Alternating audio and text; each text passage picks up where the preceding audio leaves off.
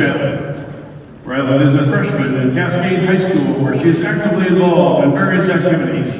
She showcases her talent in choir, band, volleyball, swim, drama, speech, and FCC LA. She has participated in numerous honor bands and honor choir events, and today she has the honor of singing the national anthem for the first time at the Boys State Wrestling Tournament, under the direction of Miss Kayla Wiley.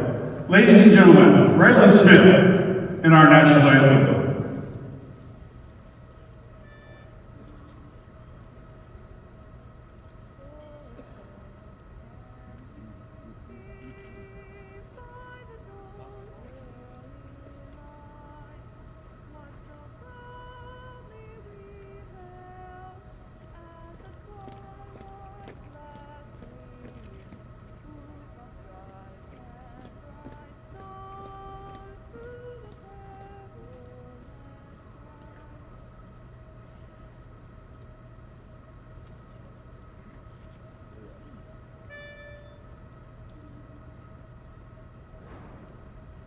Oh, say, can you see by the dawn's early light what so proudly we held at the twilight's last gleaming, whose broad stripes and bright stars through the perilous fight o'er the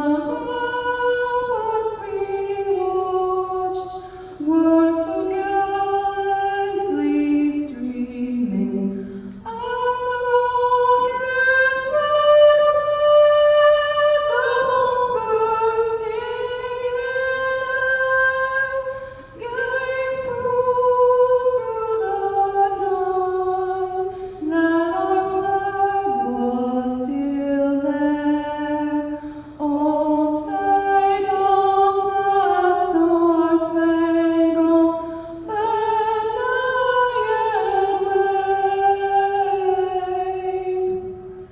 o'er the land of the free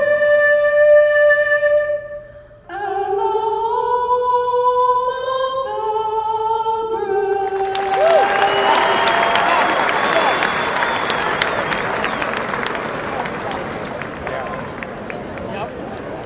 of the This session will feature Class 3A, fourth-round constellations in Class 3A semifinals, followed by fifth round constellations in Class 3A. Constellations will wrestle continuously on mats 1, 2, 5, and 6. Iowa High School Sports Network will broadcast the semifinals. Those semifinal matches will begin in about 5 minutes. Our semifinal matches will be held on mats 3 and 4. We will wrestle the semifinal matches together by weight class. The wrestlers are ready to go. The bouts have been assigned to the mats. We are ready to wrestle!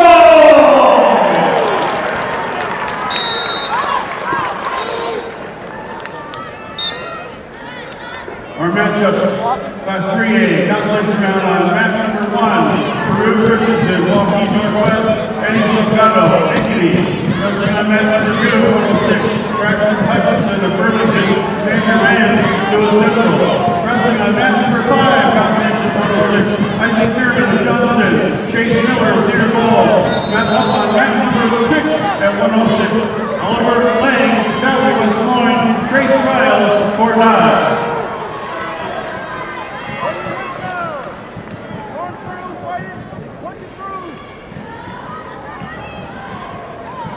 Joe Montana to the head table, please. Joe Montana to the head table. Now straighten your leg. Now straighten your leg. Push off. You can break that lock. Paddle here. Break the lock now. Break the lock now. Straighten that leg. You gotta get long. There it is. Go. Come on. Come on. Reach it. Let's get to the leg.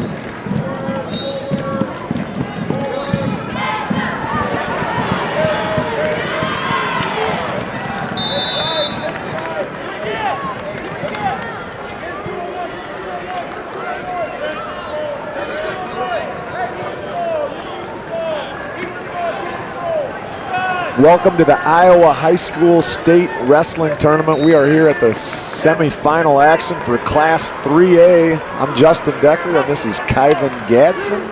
What's up, Justin? What's up, man? How you doing? I'm thrilled. These are some of the best days of the year right here. You know, it's frigid temperatures outside, but there's a lot of energy inside Wells Fargo Arena. There's no better place to be right here than Wells Fargo. We got a great slate of wrestling here in the 3A. We're going to be doing the top side brackets of the bracket here this morning, with a lot of number 1 seeds, a lot of 4 and 5 seed matchups, and we're going to see some studs out here. I tell you what, so the level of wrestling this morning is going to be elite. Absolutely. And I think it's one of the most important things is like college coaches, this is around to watch. This and the consolation semis and those placing matches. You really get to find out about character. 106 pounds here. We have Eddie Woody in the green ankle band. He's from Southeast Polk. He is a freshman with a 39-1 record. His opponent in the red ankle band, black and orange singlet, is Chase Watkinson from Cedar Rapids Prairie, coming in with a 39-3 record. He's a sophomore. These two met just a few weeks ago in a dual meet, with Woody coming out on top with a major decision, 13-3. But you know how it is. I mean, this time of year, a lot of things can be flip-flopped in a hurry. Beautiful little, cleared the hands there for a nice double leg with Woody with the 3-point takedown. Yeah, and he's doing a really good job just keeping that pressure on Watkinson right now and looking to go collect that wrist.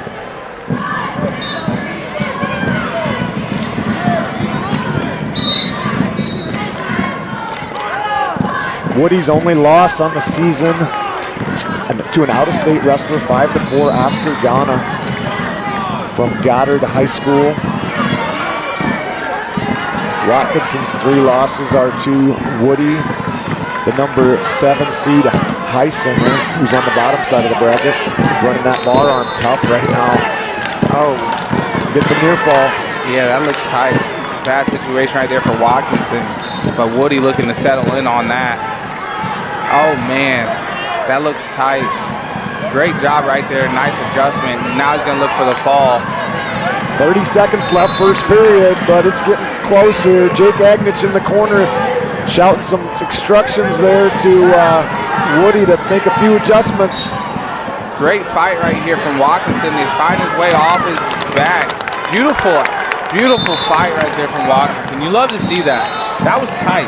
Yeah, that was, he probably exerted a lot of energy getting off his back there, but he'd come all the way up and got the escape. 7-1, 16 seconds left first period. And this is the important part of the period, right? Obviously you gave up the points, whatever. Now what do? How do you respond? How resilient are you? Shot right there from Woody, looking to run corner from Watkinson, nothing there. You see Watkinson feels comfortable in there. Oh my goodness. That's a big, that was close. They waved it off. I think that's a good call. He almost had it for a second there, but Woody kicked out there. That would have been a huge takedown right at the end of for period. You gotta score at the end of periods. If you don't do anything else, you score at the end of periods. And that leads to just confidence. It builds confidence, Yeah, that would have been a big momentum switch right there, but nonetheless, Woody likes that double leg, but you see Watkinson's tough in this front headlock position. Yes, and he's running down the ankle really well. Oh! I love his lateral movement right there. Great hips right there from Woody, but he adjusts, doesn't give up the go behind, but the cradle is locked up. Woody's got the side cradle here for the 3-point takedown, and he's getting near fall here. Well, not quite yet. Watkinson's gonna want to attack those hands. The hands are, kids at home, if you're watching, the hands are what's keeping you in, so attack the hands. Great job by Woody, made an adjustment. So trying to adjust back up on, there it is, there's a fall. Eddie Woody will be your 106-pound state finalist Class 3A. We'll take on the winner of Heisinger from Duke Hempstead and Gannon from Dowling Catholic tomorrow night at 6 o'clock. Yep, and you can follow Eddie Woody at EddieWoody3 on Instagram.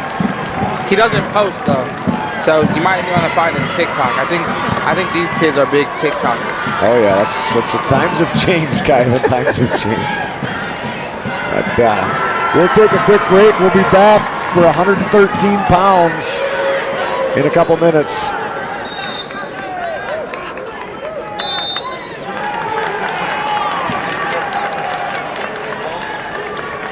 Now wrestling on mat number 5, constellation 113, Liam Fitzgibbon, Pleasant Valley, Joey Cahill, Waukee Northwest.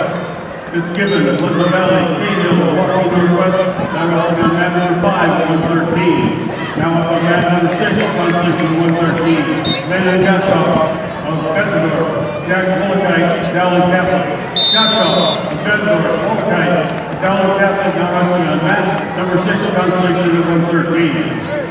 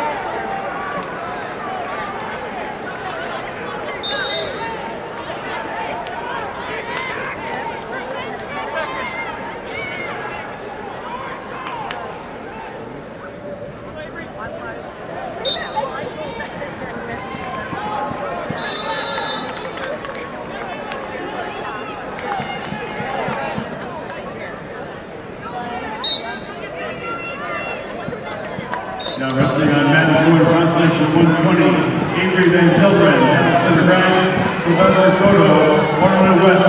Van Zelbrand, down center grind, Cotto, Waterloo West. Now wrestling constellation mat number 1, at 120.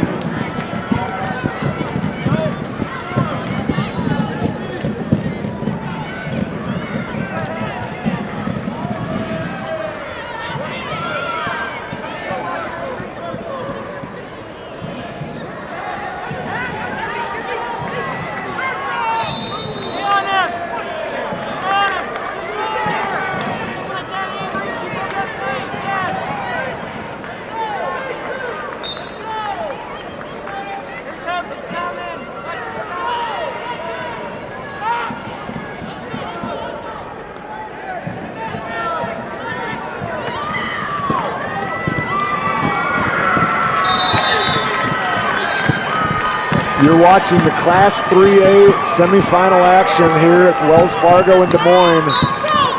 We're going to be moving on to the 113-pound weight class here shortly.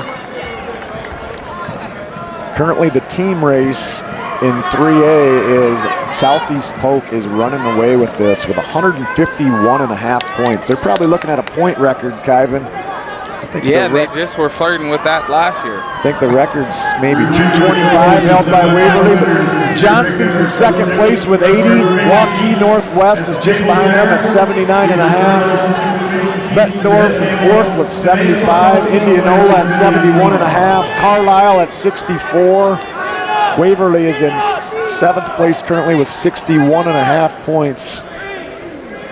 So what is that 151.5? They were flirting with it the other year. They didn't get it, right? Like they weren't able to jump over that score from the Waverly show. What was that? Was that 2010? Yeah, I believe so.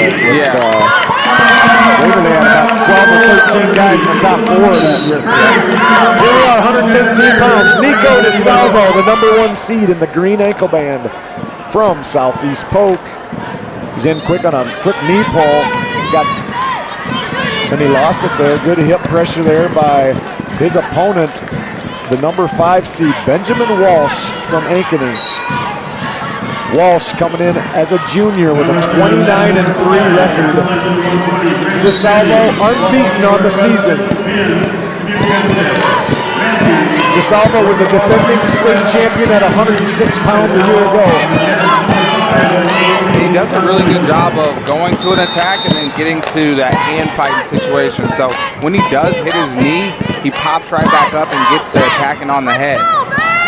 You see that? He did it again right there. He goes attack, and then if the attack isn't there, he's right back on your head, hand fighting and looking for different angles. A low single attempt there. Early stall warning there on Walsh. I didn't see that coming. I think the ref felt like it was 4 attacks to. I suppose.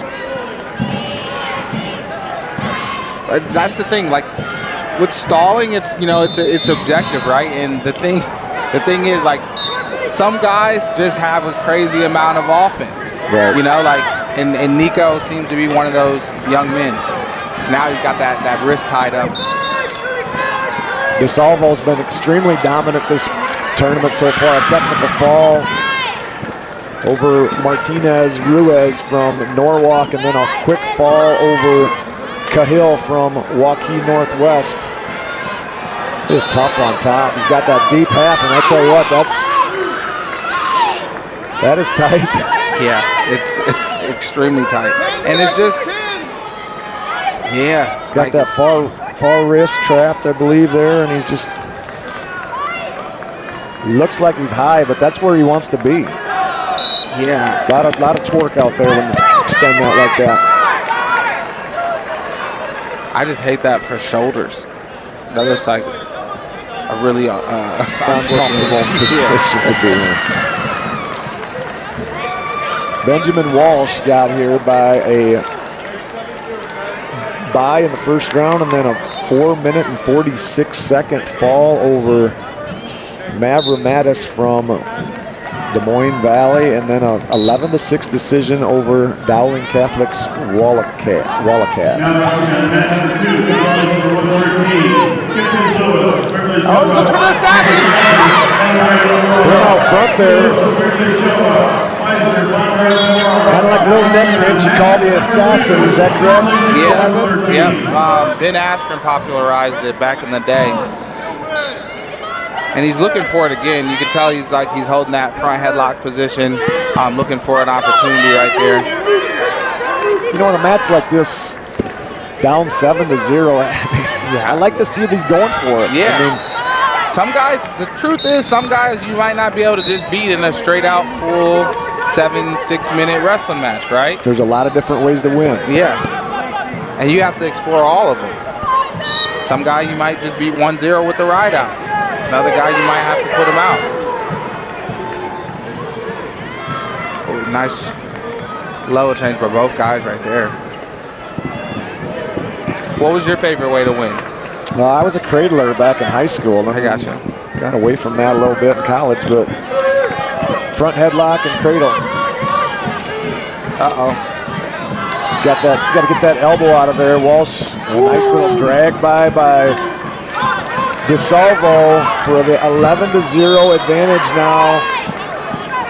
A lot of forward pressure there by Nico. Just doing a great job on top. Yeah, he's showing a lot of different tools, or different ways to score and different attacks.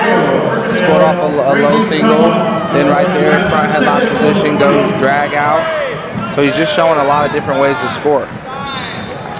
The other semifinal match is done. I'm not sure who won that. That was between Munson from Prairie and Pierce of Iowa City West. Pretty sure it was Pierce, just due to the situation that you explained earlier off camera.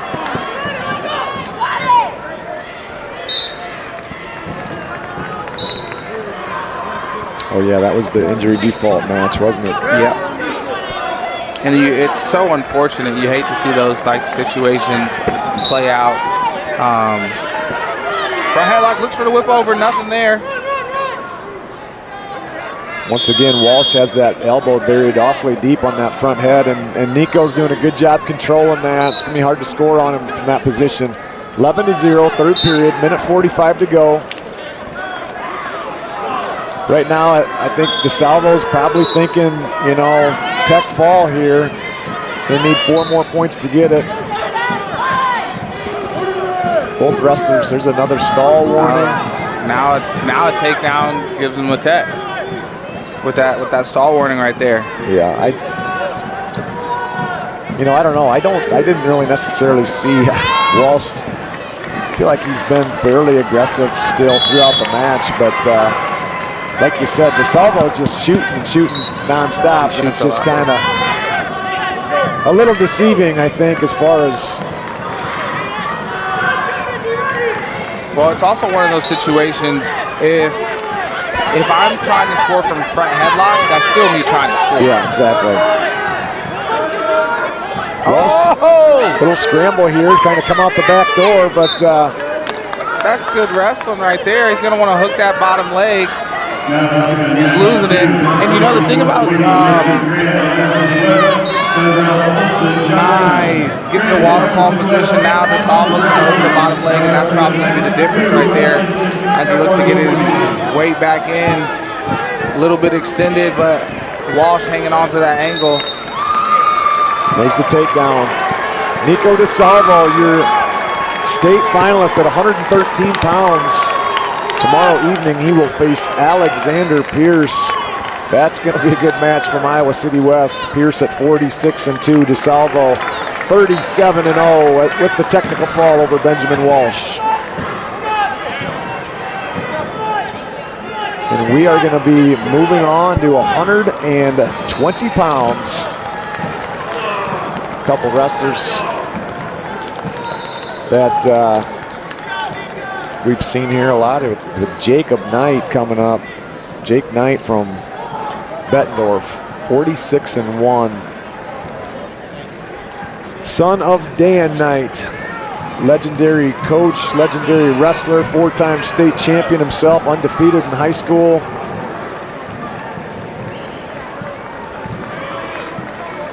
An absolute hammer.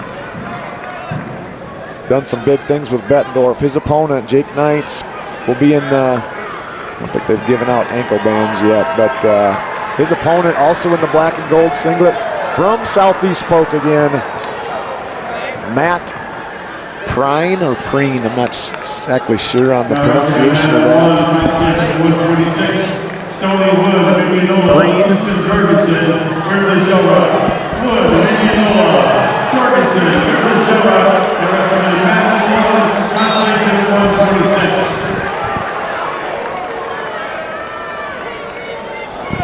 Jake Knight got here by way of technical fall in 3 minutes and 35 seconds over Carson Pulver from Pleasant Valley. And then another technical fall in pretty much the exact same time over Mitchell Pins from Dubuque Hempstead.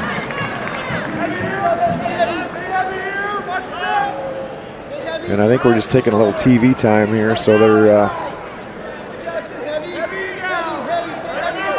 kind of slow playing this a little bit. Southeast Polk with their 3rd straight wrestler in the semifinals. Tell why they're in first place, kind of, right? Yeah, they got something really special going on down there. So then what would your advice be to the other coaches? Like, how do you create an environment such as the one that Southeast Polk has created? Waverly, I mean, if I'm just thinking about from a timing perspective, before Southeast Polk, it was Waverly, right? I think you had Rick Caldwell that established that, and then passed it off to Eric. Now you have Jake Agnich in there, who was passed off from Jason Christensen. So I think there's a lot to it, and it's something that doesn't happen overnight. I think it takes years and years to build, but I think, you got to start by surrounding yourself with as many good people that are invested as you can.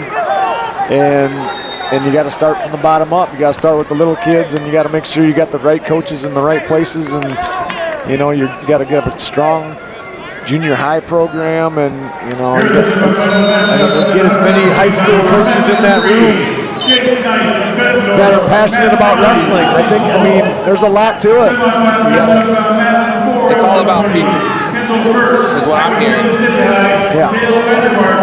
We got Jake Knight in the green ankle band from Bettendorf, wrestling Matt Preen from Southeast Polk. He's a sophomore. Knight is a junior. Now, is Knight committed already? I don't believe I've seen anything. Could have swore I saw he was maybe committing to Oklahoma, but I'm not sure if that's true. Nice little switch off to a double leg, and he's going right for that side cradle. Knight's only loss this year. Oh, he's got him in trouble. Yes, he is committed to Oklahoma. That same position we just saw there last match, but Knight with a 4-point near fall, 7-0. Knight's only loss was to Hayden Schwab at the Battle of Waterloo. That was a great match. Oh, yes, it was.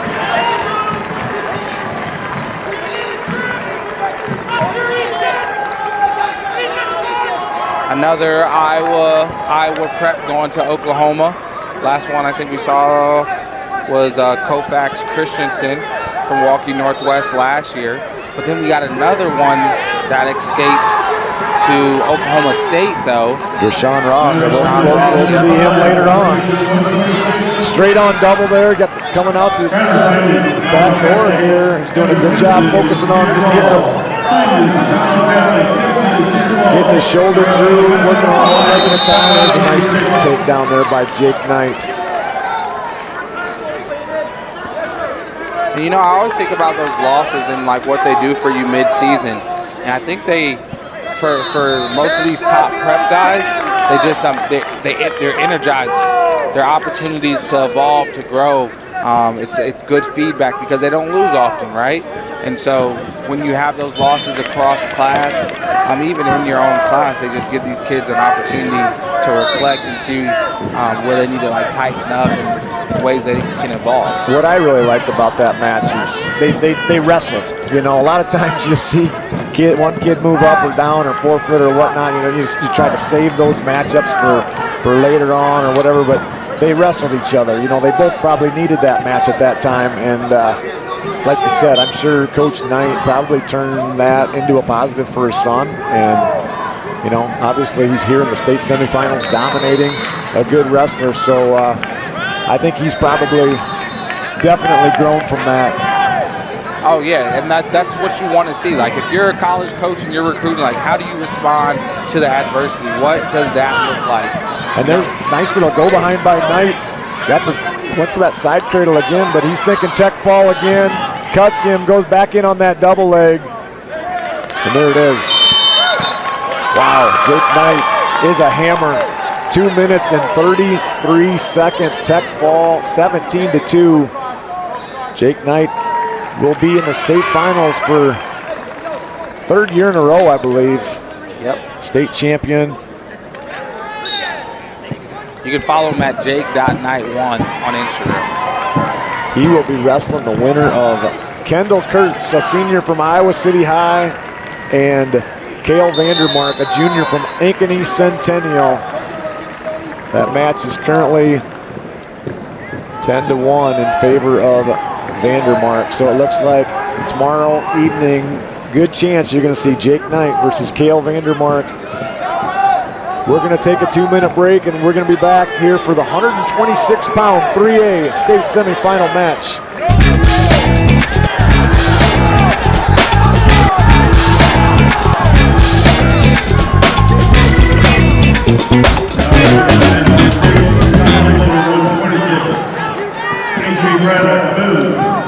Noah Phillips, Constable Thomas Jefferson, Braddock and Boone, Phillips, Constable Thomas Jefferson, now wrestling on mat number 6, F126.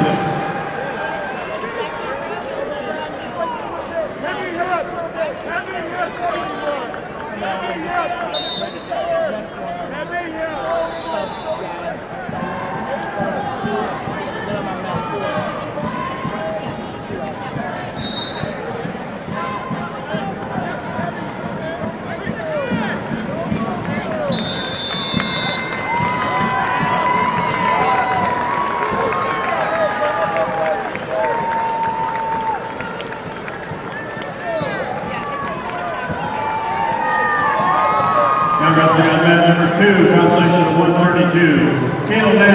Clear Creek, Cabana.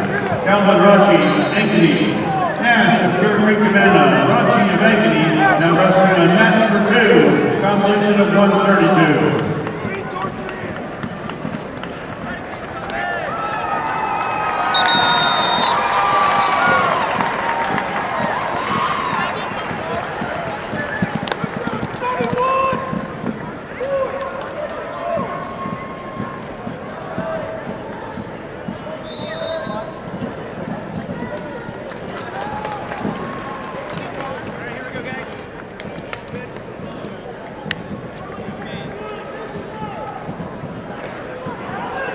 You're watching the Iowa State Championships semifinal round, Class 3A.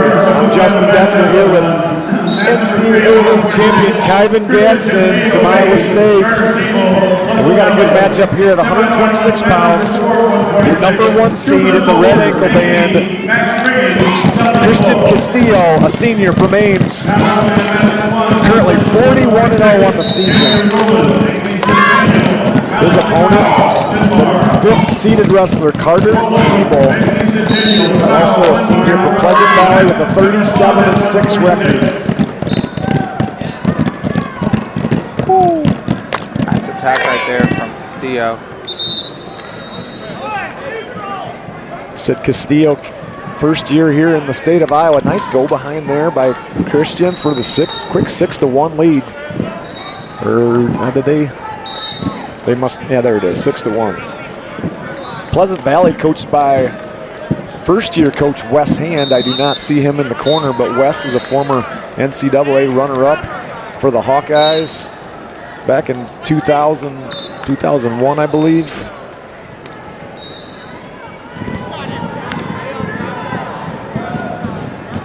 Doing good things down there at Pleasant Valley in his first year. Castillo is so quick on those go-behinds. Just great awareness. It's like he can feel it. You know, like he knows where he needs to be. You can feel the shot coming. And by the time the shot's taken, he's already like a quarter of the way around you, right? And you're playing catch-up. Castillo going to be a Cyclone. Is that right, Kyvan? Yes, sir. From Valiant Prep, coached by Eric Larkin.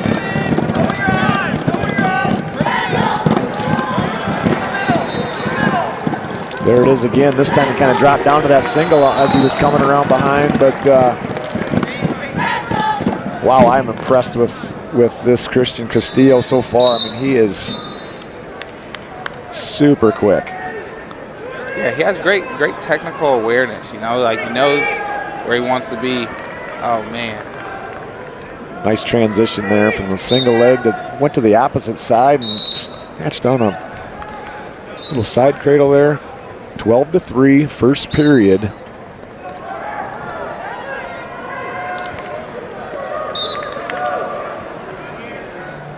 The other semifinal, we have Truman Folkers from Ankeny. He's a senior, wrestling Max Riggins from Southeast Polk.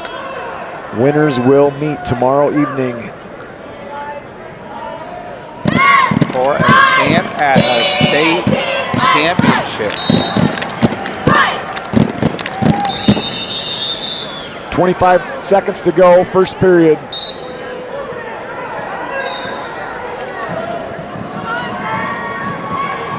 Castillo just, constant forward pressure. There's a stall warning, kind of backed Siebel just straight out of bounds there. And then again, it's one of those things we've talked about is these kids, just the level of wrestling. The level of wrestling has grown so much in the state. And a lot of that comes down to the commitment. And we were just talking about that, right? From the coaches, the communities, the families. There's a lot of energy goes into making sure that these young people have the opportunities and the careers that they want. And it's not from lack of effort. The parents, the community. There's so much more club wrestling going on too. I mean, it's just all these kids are, they're not just wrestling from November 15th to February 15th anymore. I mean, this is a 9, 10, maybe, 11-month deal for a lot of these kids. I mean, some of them go year-round, but and the coaching, it's just such a high level anymore that, like you said, it's the things that these kids are doing year to year. It's just incredible. The scrambles they create, the chain wrestling, it's just fun to watch. And there's a nice, like you said, he was already almost halfway behind him by the time he finished his shot there. Transitioned down to a single leg, but lost it there, 16-5. Yeah, he wrestles like a college style. Yeah, for sure. He's giving great pressure. Oh, nice shot right there from Siebel. Oh, he goes Winn-Dixie. No. Siebel kind of jumped the whistle there and just kind of caught him off guard, but wow. Timed it beautifully, but it wasn't enough. Showed you that his defense too. He's not, awfully impressed with Castillo here. I'm assuming he's slated to be a 25-pounder in college. Kevin Dresser's got himself a good one there. Yeah, Thoroughbred Wrestling Club out of Tempe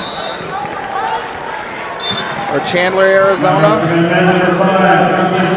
Came here because in Arizona they can't wrestle at the state championships at Valiant Prep.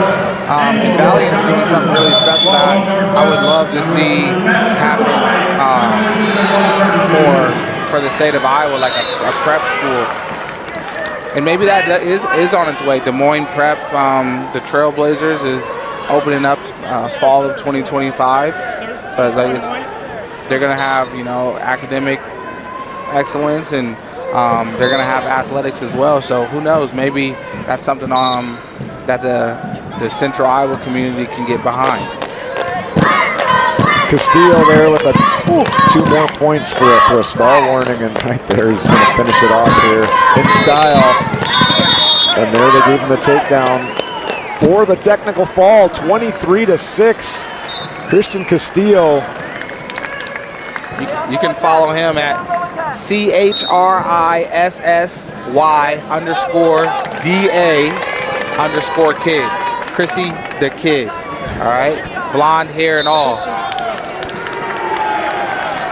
Castillo will be in the state finals tomorrow evening. His opponent will be either Folkers of Ankeny or Riggins of Southeast Polk, depending on how that other semifinal turns out. You're watching Class 3A semifinal action.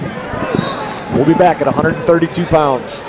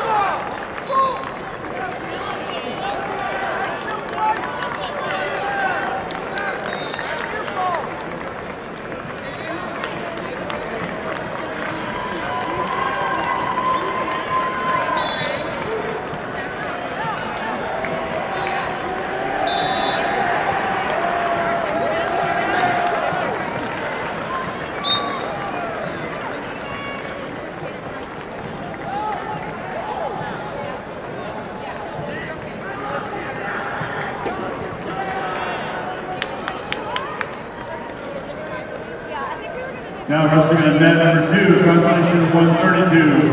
Carter Shorts of Lewis Central, Aiden Beck, Lewis Dallas Center Grimes. Shorts of Lewis Central, Beck of Dallas Center Grimes. Now wrestling on mat number 2 at 132. Now off of mat number 1, constellation 138, Ethan Sodergren, Ankeny Centennial, Isaiah Madison Johnston. Sodergren, Ankeny Centennial, Madison Johnston, now wrestling on mat number 1, constellation of 138.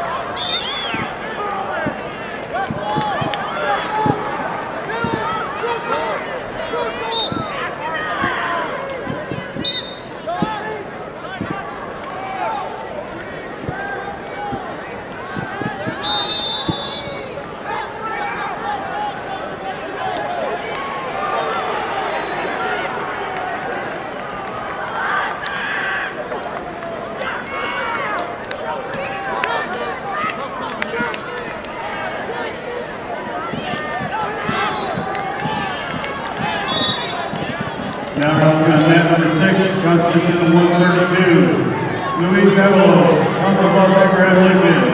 Mitchell Murphy, Dubuque Hempstead. Avalos, Constable Abe Lincoln. Murphy, Dubuque Hempstead. Now wrestling on mat number 6 at 132, constellation.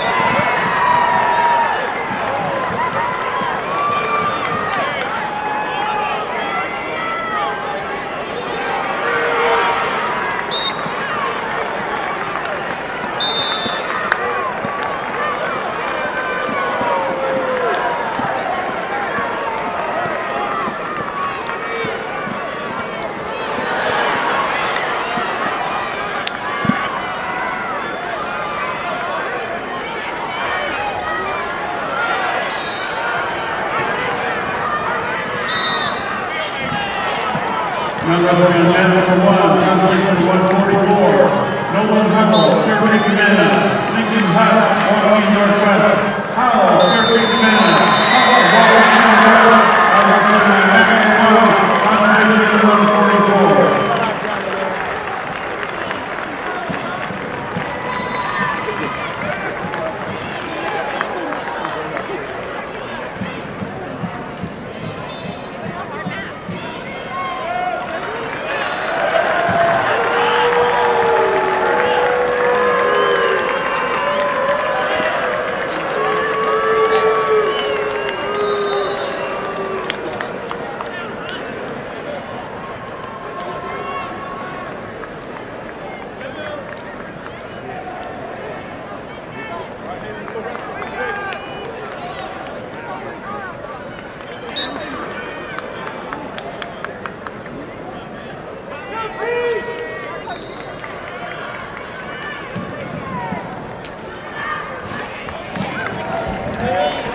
You're watching the Class 3A semifinal round here at Wells Fargo with the Iowa High School State Wrestling Championships. We are at 132 pounds. In the black and gold singlet, green ankle band, you have Carter Pearson, a senior from Southeast Polk, 42-1 on the season. His opponent in the red singlet, red ankle band, Aiden Serrano, also a senior from Carlisle, 38-7. Pearson, probably a big favorite here. You know, he's another Cyclone commit. We just saw Christian Castillo last match. Extremely impressive performance, and Carter Pearson.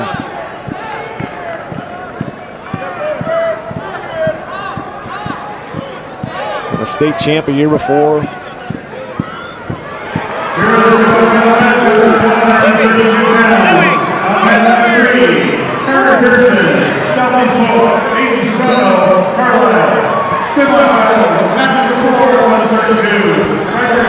Not sure what's going on here. There's some sort of got the Southeast Polk coach over here.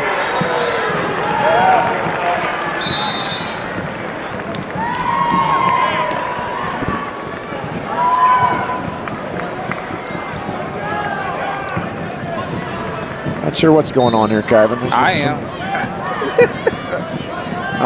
He doesn't want this official on the mat.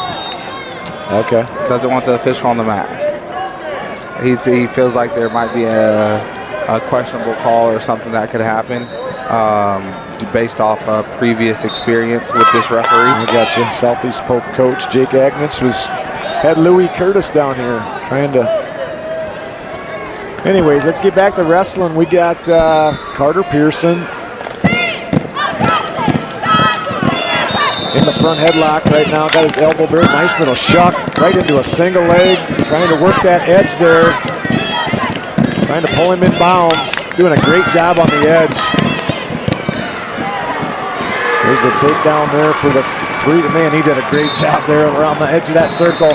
Great mat awareness. I love the best thing is they actually have space to wrestle off the mat. Like they have a good amount of space to be able to wrestle off the mat, you know? You know, high school adopted that new rule this year of, you know, just basically only having to have one point in bounds. And I mean, I'm not sure why it took so long to copy the college rule there, but it's been great for high school. Because they're all wrestling in college rooms, right. You know? They're wrestling in college rooms in the RTCs in the summer. Even sometimes probably occasionally in their seasons. And I mean, I think the Iowa High School Athletic Association should look into allowing these Iowa teams to go out and prove that they're some of the best teams in the nation. You know, right now they can't travel to like the Powerades or the Dr. Buchanans and those type of things. And I think in one way, it doesn't give your prep athletes, student athletes, the best opportunity to showcase themselves, you know? And with that ability to showcase themselves, I think more of our Iowa prep student athletes would have more college opportunities and things of that nature. Yeah, I mean, I'd love to see Southeast Polk, you know, hit up some of these. Boy, I mean, their team this year is... It's one of the best teams I've seen in Iowa probably in quite a few years. When you were in high school, what were some of the better, I guess, wrestling communities and things like that? I know people would travel to each other in the off season and train and stuff together, but what were some of the better like communities? You know, back when I was in school, Don Bosco, they were probably a little bit on a downslide for a few years there, but they never really, you know, they were strong. Not quite as strong as they are now, but they were pretty strong. You know, Osage, obviously. Back in the day, like even like Riverside, they were a tough team. Oakland Riverside, they were a good team back in Class 1A, and Columbus Junction and Jason Payne and that whole crew. They were the Pews, Randy Pugh, and that. Oh, yeah. They had a Now a coach at UNI. Yeah, they had a solid team with a lot of young. They had a club down there that was probably a little ahead of their time.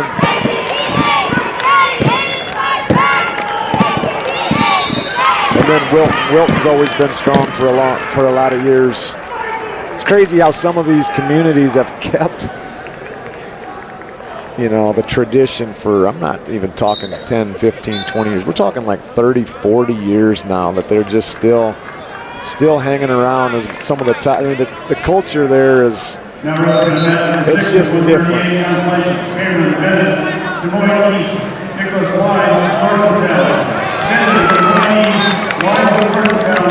There's an escape by Serrano.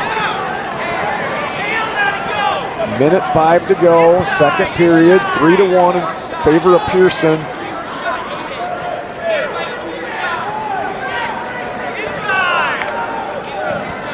Well, Serrano's battling him tough. He's, stays in good position.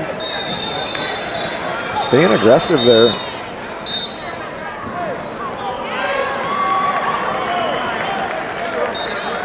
I'm not sure what the call there was. He just... Injury time.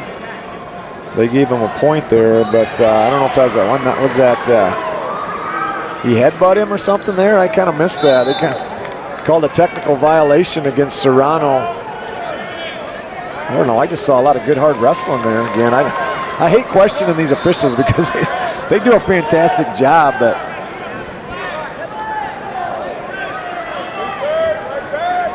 I might have missed something. 4-1. Favor of Pearson. It's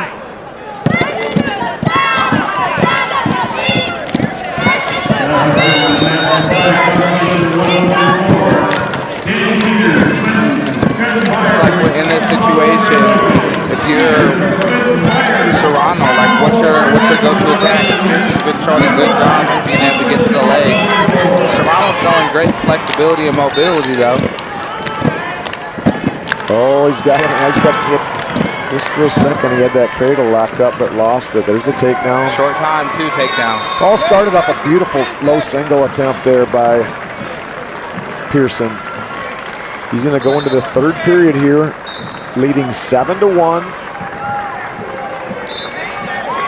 Really looking forward to that finals matchup. If these two matches end up, how they're going right now, you're going to have potentially T.J. Kester from Bettendorf. He's a senior on the bottom side, the 2 seed, 40-1. He's over there winning his semifinal 7-1. But Pearson and Kester right now, unless something dramatically changes here in the next couple minutes. There's the escape by Pearson, 8-1.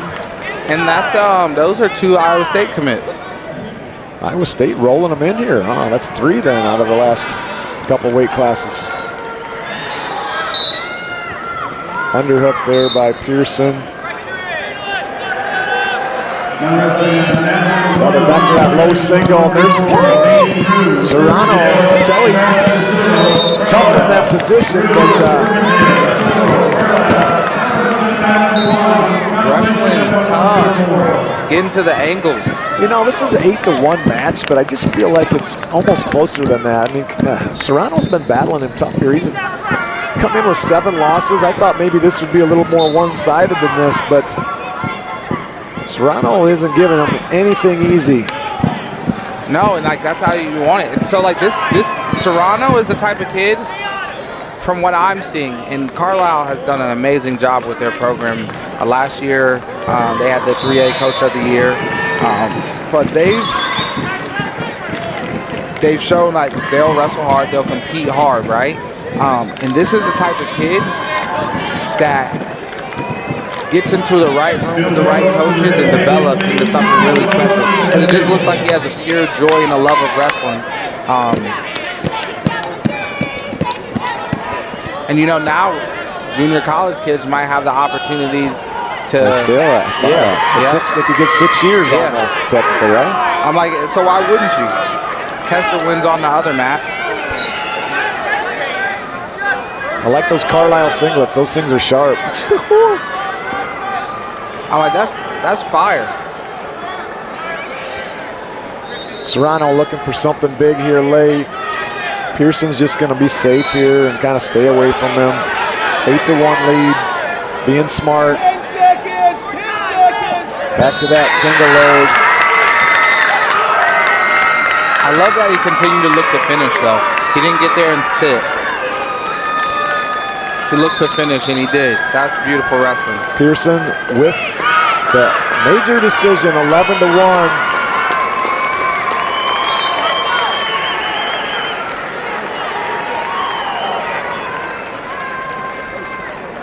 Carter Pearson versus TJ Kester tomorrow evening.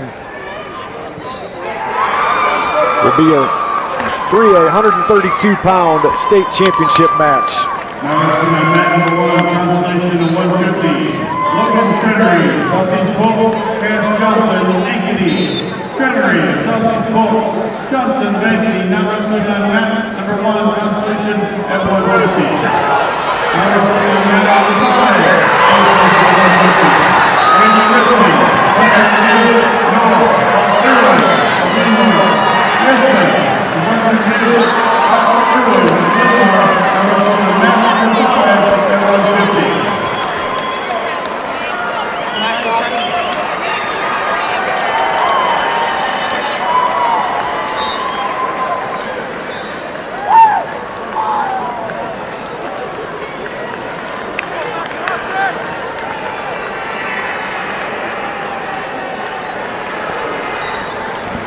Back at the Class 3A semifinal round here, 138 pounds. We had a little fireworks here during the break. We had one of the blood round matches on the side.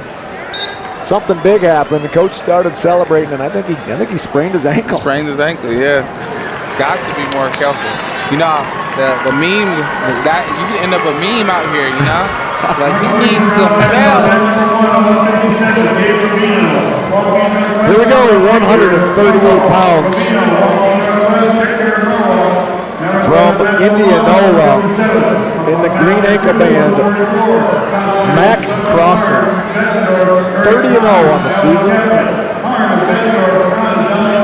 He will be wrestling Ryan Ryder, also from Carlisle. 2 Carlisle boys in a row. He's a senior at 40-5. Matt Crossan, coached by Coach Downey there, doing a phenomenal job with Indianola. Semifinal matchups on mat number 3 at 138. Matt Crossan, Indianola. Ryan Ryder, Carlisle. Semifinal matchups on 138 on mat number 4. Will Overbrecht. Crossan here by way of technical fall over Winky from Ankeny first round, and then a very tight 1-0 match over Nicholas Wise of Marshalltown. Ryan Ryder from Carlisle comes in with an 11-7 decision over Hud Turner from Linmar, and a 6-1 win over Cole Crutchfelt from Iowa City West. Both wrestlers just kind of feeling each other out a little bit here in the first period.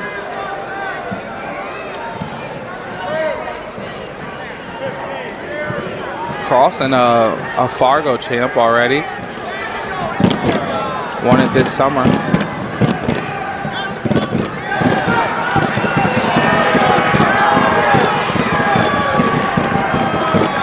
You know, I'd like to figure out how many of these kids that we've seen already are, you know, wrestling in Fargo and, you know, All-Americans and stuff like that, because I bet there'd be a good percentage. We have quite a list of guys on our mat today. I mean, some of the top kids, not only here in the state of Iowa, but just in the country.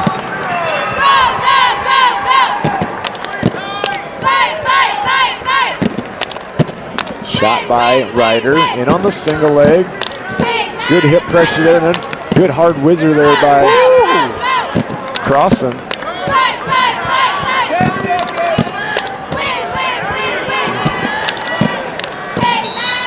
Ryder showing some great awareness.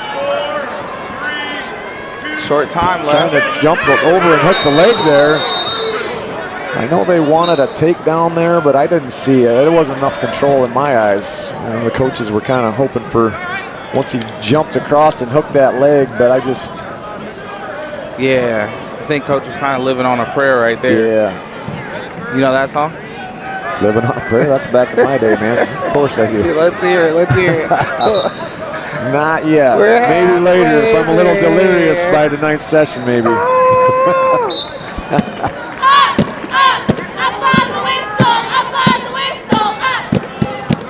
Nice. Oh, goes the inside trip. Nothing there for Ryder. Back to their feet.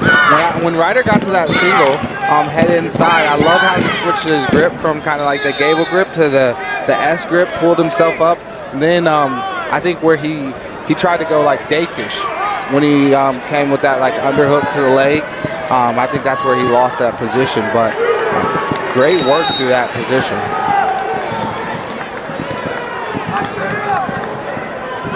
You know, this is a match. I'll tell you what, he's giving Crossan all he wants here. Well, he's been very impressed with these Carlisle wrestlers here the last couple matches. Yeah, they wrestle hard.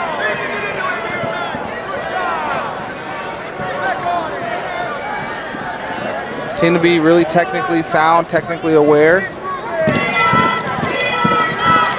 And the thing that I think about is like what is it like when you get to the state tournament? You're undefeated, 30-0. A lot of pressure. Yeah, there can be, right? And if you haven't taken some steps to learn how to manage that, you know, on whether that's sports psychology, affirmations, writing down, some of those things that can creep up on you. You know, I got nice single right there from Crossan. He's in a good position to finish this here too. Looking for the trip. He got the far ankle. I think that's it looks like a takedown for the 0 advantage. Yeah, I mean, coming in 1 seed, undefeated. You know, there's that pressure because you haven't lost yet, and I think a lot of these kids put pressure on themselves. Yeah. You know, you don't know what they're getting. Some of these kids are getting at home. You know, there might be pressure from parents or even friends at school. He's got this roll through tilt. And this swipe. 1-1. I think there's a break in there between, so nothing. Great awareness right there. Another official did a good job on that. I know Coach Downey's looking for near fall, but I thought he called that right. I think that was appropriate. Gonna start neutral. Ryder, 5 losses on the year. You know, he's lost to Caden Dietzenbach, tough kid from Burlington, Notre Dame. Lost to Hayden Hutt from Waukee Northwest in overtime on the season, but he's right here. He's a takedown away here, you know, being right back in this match. Nice little drag there. Also lost to Cody Trevino in overtime. I mean, he's got some solid, respectable losses here. Lost to Trevino twice. Yeah, a minute and a half left in the third period. He's gonna look for his opportunity to close the gap. Nice shot right there by Crossan. Gets to the waterfall situation. Crossan looking to collect that other leg, sits to his butt. Put weight back on his head here. There it is. There it is.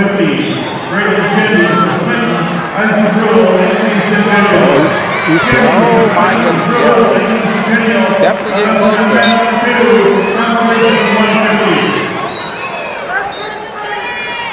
You know, if the official would have slapped the mat right there, I wouldn't have argued it, right? Would not have argued it, I don't think. He had him just for a split second, but kind of starting to break him a little bit, I think. Breaking his will. You know, he's got his head down, a lot of pressure there, I think.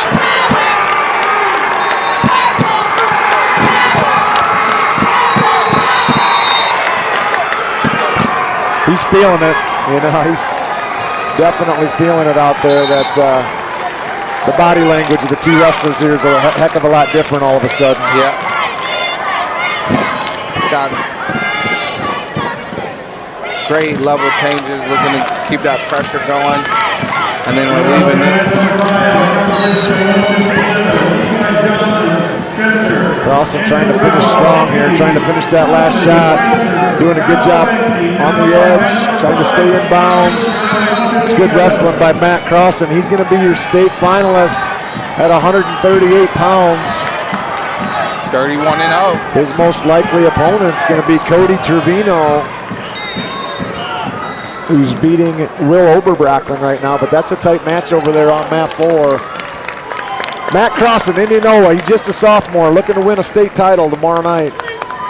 Wrestled really well. You can follow him at MAC_Crossan on Instagram.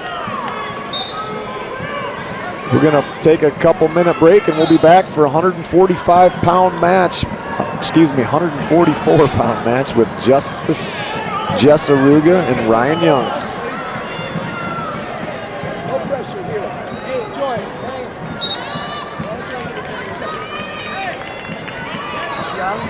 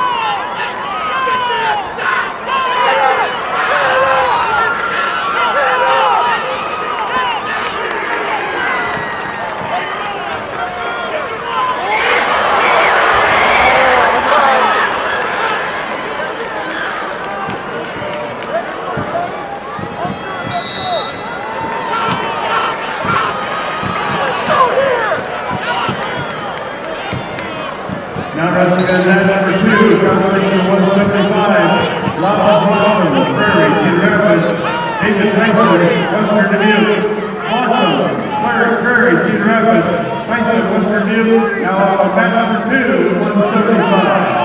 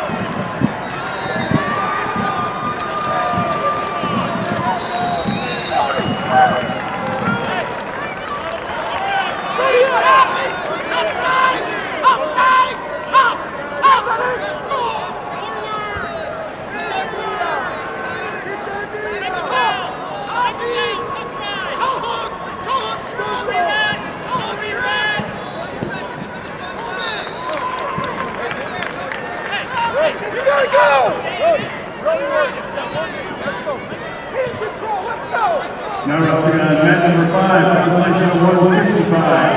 Garrett Harris of Linmar, Jordan Ryle, Conrad Farrar. Harris of Linmar, Ryle, Conrad Farrar. Now wrestling on mat number 5, consolation of 165.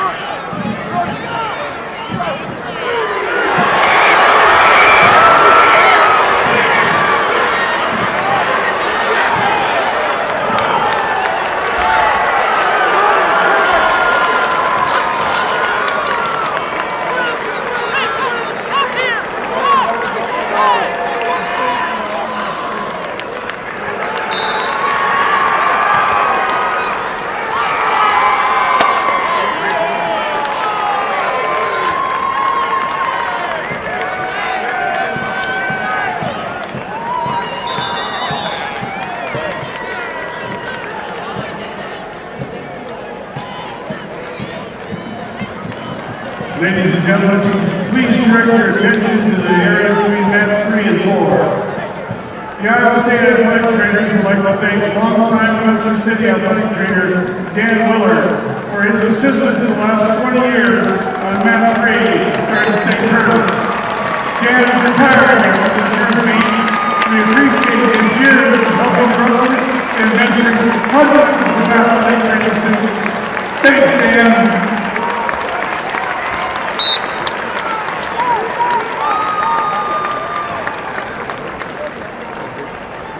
Now wrestling on mat number 1, consolation 165, AJ Pontier, Unola, Macklin Penner, Western Dubuque. Pontier, Unola, Penner, Western Dubuque. Now wrestling on mat number 1 at 165. Now wrestling on mat number 6 at 165, consolation. You're watching the Iowa High School State Wrestling Championships, Class 3A semifinal round. We are moving on to 144 pounds. I'm Justin Decker, here with NCAA champion Kyvan Gadsden. It's been good so far, Kyvan. Been some great matchups. Yeah, this has been awesome. You know, just again, there's just like there's so much enthusiasm and energy here in this building right now, and it's only going to grow over the day, and then tomorrow night, it's just like an explosion of fireworks of energy.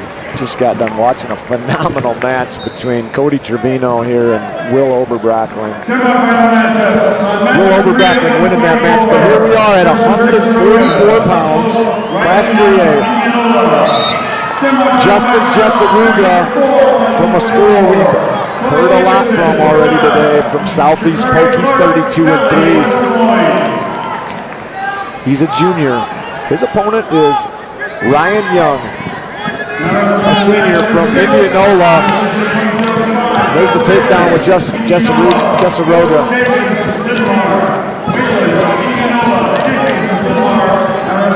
Justice Jesseruga, technical fall, his first round opponent, the 16 seed Rue from Urbandale. And then winner by fall over Khan from Dowling Catholic. Takedown in the escape, 3-1. Lead for Jesseruga. I believe that's Young's dad in the corner. I'm not 100% sure, but I know Matt Young is in the corner. You know, I remember wrestling him back when we were in youth, and that guy still looks like he's about 30 years old. It's crazy. He hasn't aged a bit. It's a wrestling family. Matt Young's brother, Travis Young, was a two-time NCAA champion for Simpson back in the early 90s. Coached down here at Des Moines Valley. He was a coach of the year for a while. So yeah, definitely a wrestling family. And obviously Jesseruga comes from a wrestling family as well. His brother Joel. And Nathaniel Jesseruga, I believe.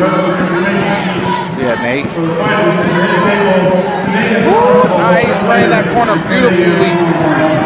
You know, I've seen it a lot this morning already. These guys get in that front head. They'll start their go behind and then they'll drop to a leg. And it's just been repeated here all morning at these sessions. These guys are so good with that. Well, that's a high level wrestling, you know. You drop down to that leg and go collect. We call that running corner back in the day. Run down the leg, run down the leg. And these Southeast Polk guys have been just doing, you know, them and Bettendorf both. They do that extremely well, and that's why they're some of the top teams here in the state. Got some blood time going on with Young right now.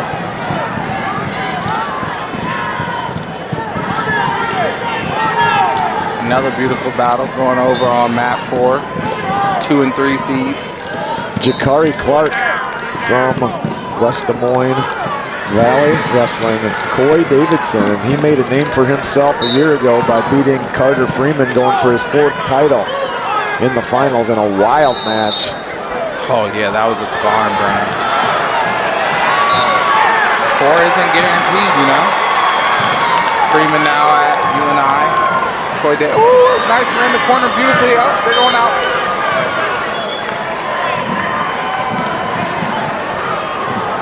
Seven to 1. Minute and a half to go. Second period. Jesseruga been in control. Hasn't really been threatened at all on his feet. Stays in. And this never gets out of position.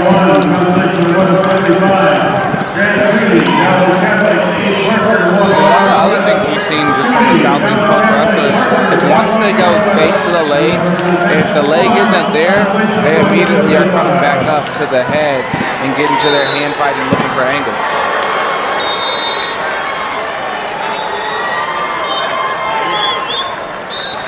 You know, you can tell they just,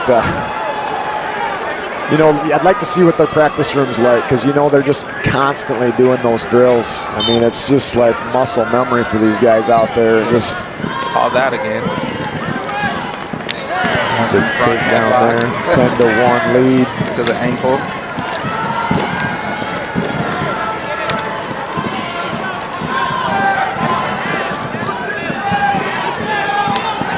And I was just kind of clicking on track wrestling on some of these guys, trying to pull up past accomplishments. And it's like, where do you start? These guys have wrestled all summer and spring, and it's like they've been in such big tournaments. When they get to the Iowa High School State Championships, this is just another match for a lot of these guys. Like they've been in these big moments so many times. Yeah, like they've become accustomed to it.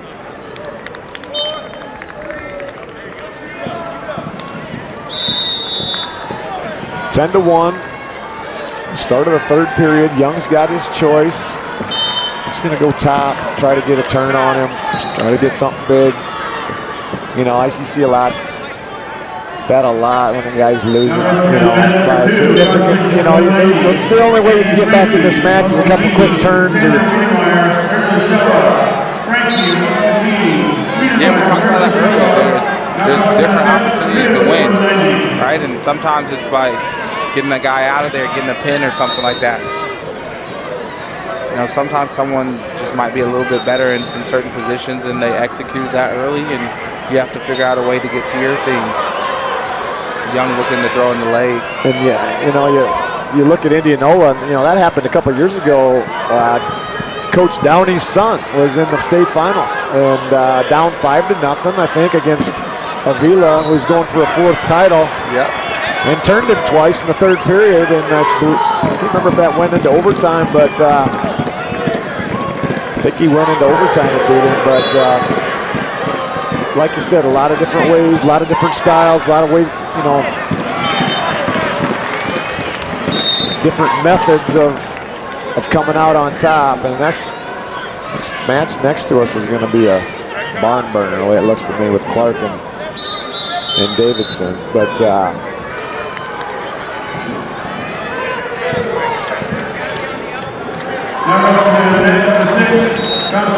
you know, I think Indianola, I look at Matt Young over there in the corner, and these guys have been pretty invested in wrestling for a long time. They did the kids AAU state championships. Yep.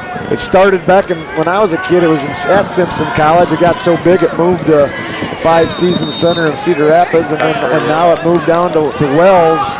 And Indianola clubs always ran that, and him and guys like him and Lee Pamelak, and you know, those families were Wes Creason. Yeah, Wes. Yep. They're trying something big up front again, but. And I think Coach Young has a daughter that's an ISU wrestling manager as well. I'm not sure on that. Just a family. These are family affairs, you know. It's like a family business. Great guy over there too. I mean, he's just one of the classiest guys you'd ever meet. So here we go. Young looking for something big at the end, but Jessaroga staying in good position there. Going to come out with the 11-1 win. Justice Jessaroga, the junior from Southeast Polk, improved to 33-3. He will be your state finalist, and his opponent is going to be, oh my goodness, we've got a match going on mat 4. One of the wildest scrambles I've seen this weekend with Clark and Davidson. Wow, that was impressive. Oh my goodness, they are scrapping. I'm gonna guess right now, Kyvan, you're gonna see that little scramble we just saw on some sort of IA wrestle. Oh, a reel. 100%. A reel here within the next 30 minutes because that was pure fire. Whelan not happy over there. I think he thought potentially that he had the takedown at one point, but I don't know if you got to give a guy Reaction time, right? reaction time, and I don't think he had it.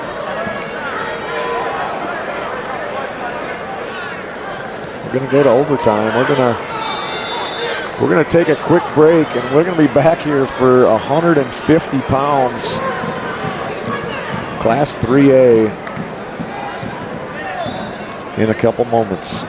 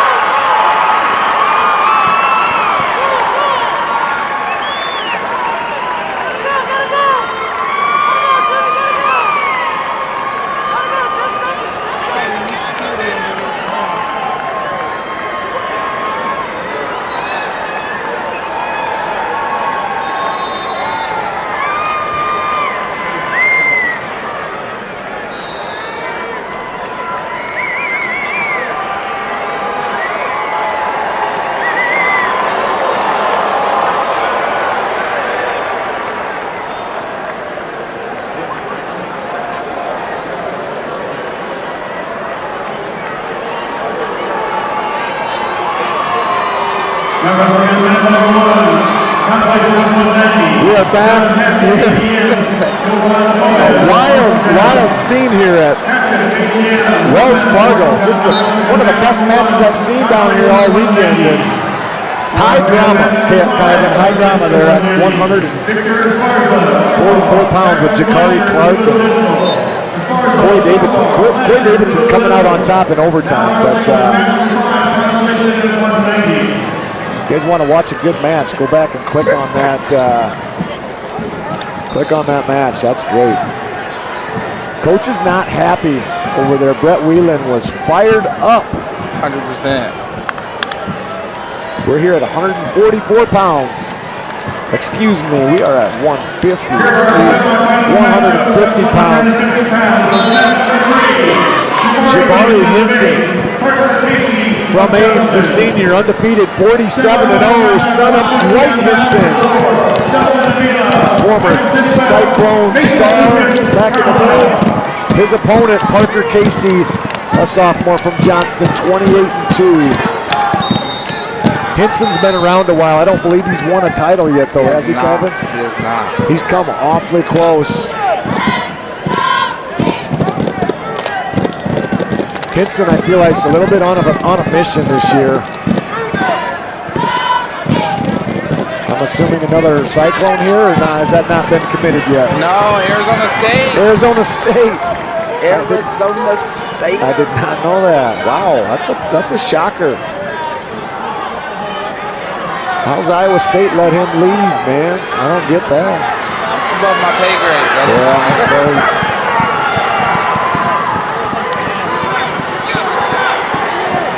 We got Casey in the front headlock on Hinson.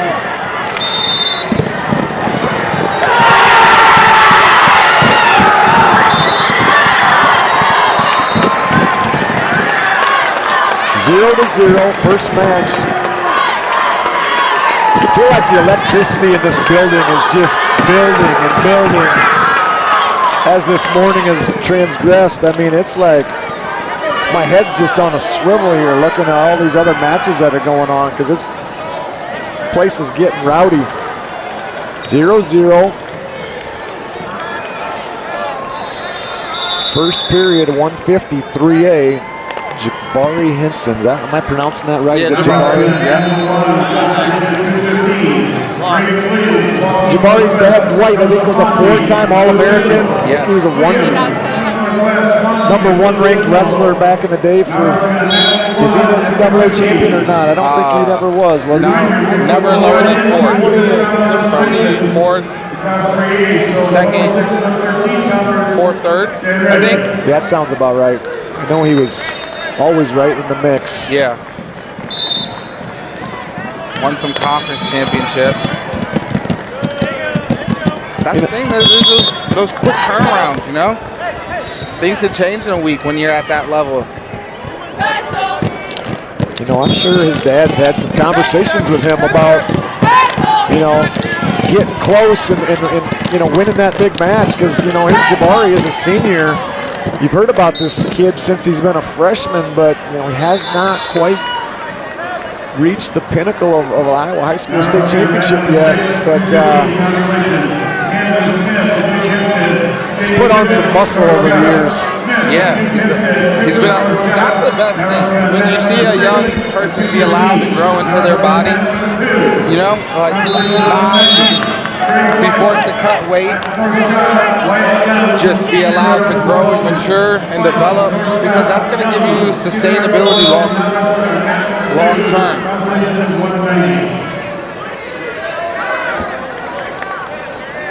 Casey doing a good job controlling the first part of this second period here. Got him flattened out. A lot of pressure forward, looking for that power half. He's a little high right now, though, a little high. And there Hinson's going to slip out the back door for the reversal and a good mat return.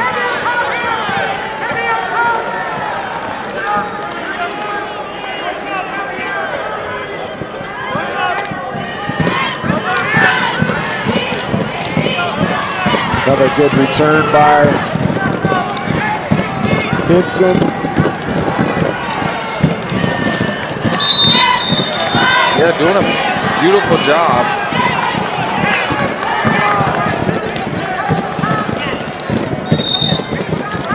Hinson's got a few more matches than some of these other 3A guys, sitting at 47 matches. But I was watching those 1A matches. There's guys with close to 60 matches in this year. 50, I think there's a kid 58-0 maybe tonight, or 50. Goodness. It's crazy. And so Jabari just passed Marcus Coleman on the all-time wins leader for Ames High School. I'm just like, that's so many matches. I only wrestled 125 matches. Now I had some injuries that kept me out, but I only had 125 high school matches. How many wins did Jabari have? Do you remember? 160.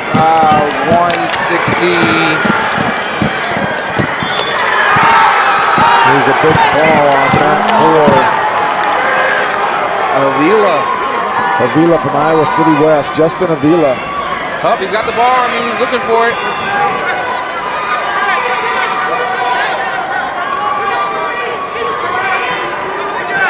Getting closer for near fall. The Arizona State commit looking for some near fall points. This would be huge if Casey can fend this off these last few seconds, but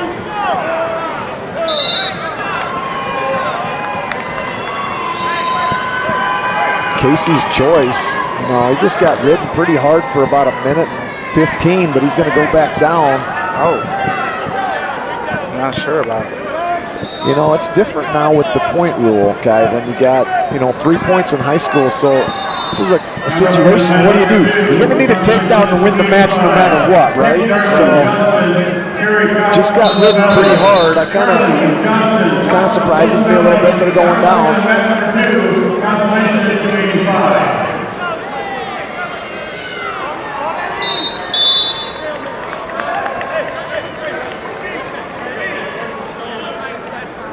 Henson, a 3.5 GPA student.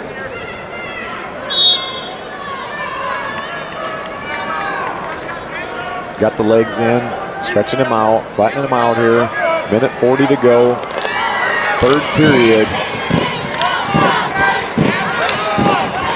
Trying to stay unbeaten.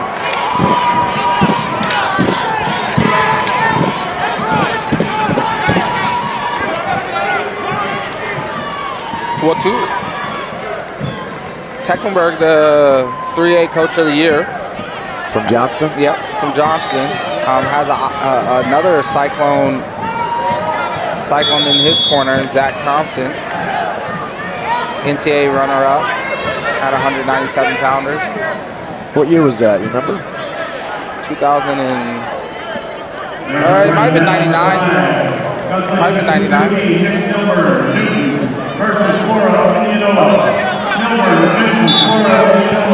Vincent's come closer to turning him a few times, but Casey's doing a good job. Not going over. Vincent kind of took a peek at the clock a little bit there. Don't want to go on the defense too much here. 30 seconds left. 2-1.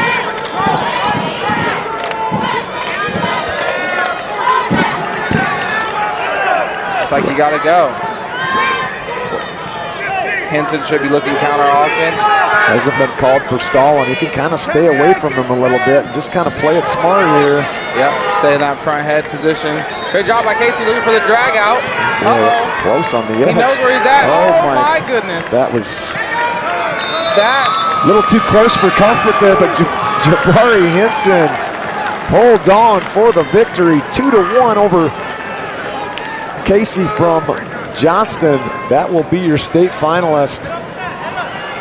He will have Justin Avila from Iowa City West, the senior, at 48-3. Congratulations to Jabari. A lot of respect there in the corner. I like seeing that, coach come over. Well, yeah, that's a just lifelong relationship, Zach's been in his life since he was a boy, a baby. So congratulations, Jabari, making the state finals. We're going to move on here to 157 pounds.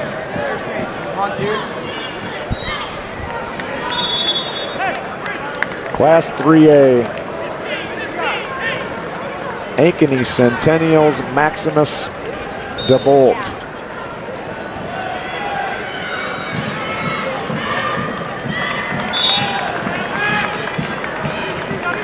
Watched a little Maximus wrestle yesterday versus the kid from Norwalk, and he was down early and just really wrestled a solid 6 minutes and put up a lot of points late in the second and third period. But he was in a little bit of he doesn't get too frazzled out there, I guess I could say. He's just calm, cool, collected kid, and that's probably why he's the #1 seed. He's 31-1. He's just a sophomore. His opponent, Jake Pontier, another Indianola kid,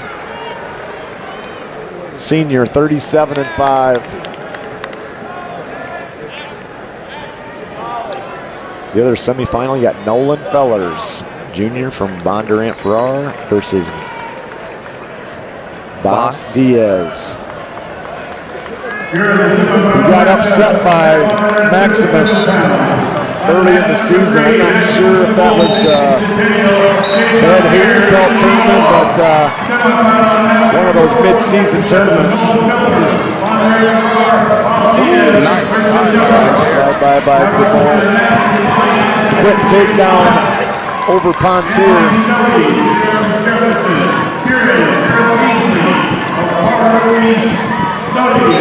Just a sophomore.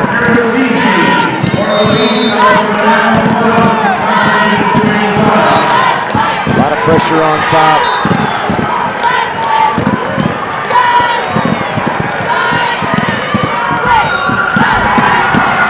Yeah, I think that was at the Ed Winger. Ed Winger, okay. Yeah, that makes sense. Yeah, that was definitely at the Ed Winger. Got the tilt locked up and just had one swipe there, no back points. Going back to it though, this is where he's dangerous. He scored a lot of points here yesterday from this position. And that's typically the difference maker is that forward pressure. 7-0. Maximus with the lead over Pontier. He's got that bar and a half there. He's really wearing on that left side. And that's the compromised side with the shoulder sleeve. Like, that can't be comfortable.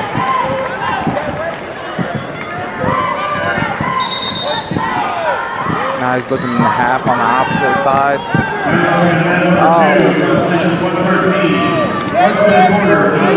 Just so much pressure there. He's just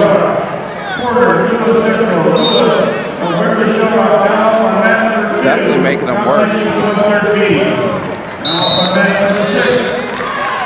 It's a tough weight class here. You got Fellers and Diaz on the bottom side. I mean, they got three absolute hammers in this bracket. Diaz I think he's won the state championships at least once, maybe.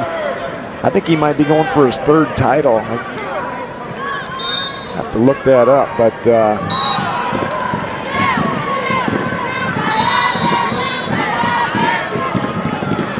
I know he won last year. As a freshman, he was in the finals, I'm pretty sure. He's going to South Dakota State. Follow Cody Caldwell up there. And there's a tech ball for Maximus DeMol. Ankeny Centennial. His third bonus point win of the tournament. Super tough kid.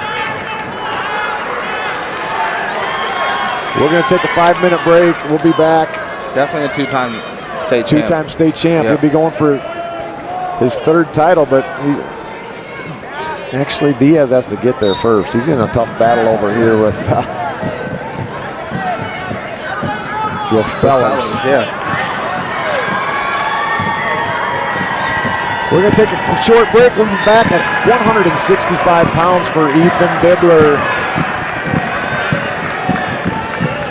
versus Xavion Anderson from Marshalltown.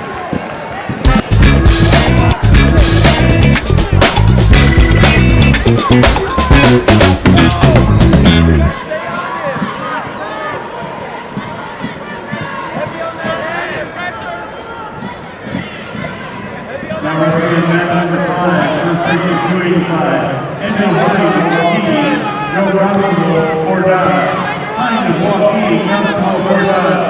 Now wrestling on mat number 5, Constellation at 285.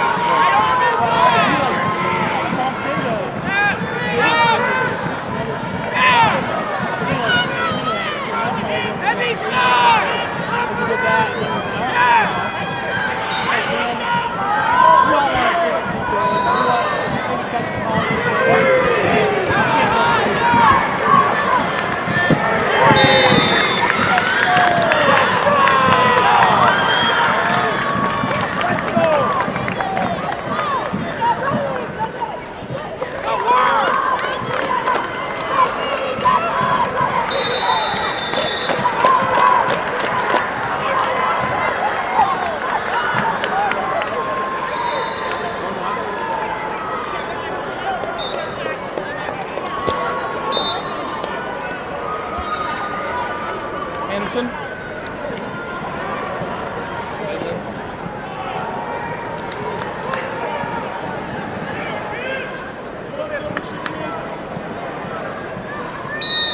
Now wrestling at man number 1, constellation of 106, Peru Christensen, Joaquin Northwest, Braxton Hutchinson, Burlington. Christensen, Joaquin Northwest, Hutchinson, Burlington. Now wrestling on mat number 1, constellation of 106.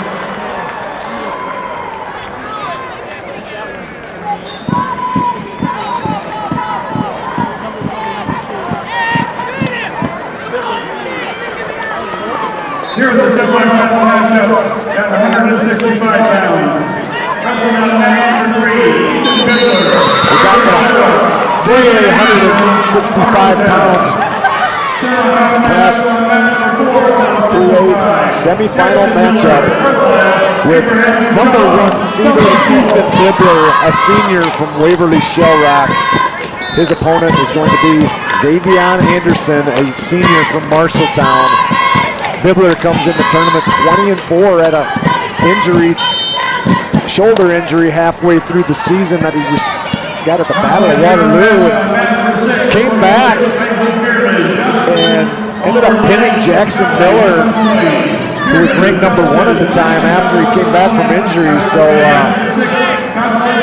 obviously it looks like he's back to full strength. Got a soft spot for this Bibbler kid. He's just a good kid. Just been around the Waverly Shell Rock program for a lot of years and done a lot of youth wrestling. Just a good kid, good family. Hard working kid.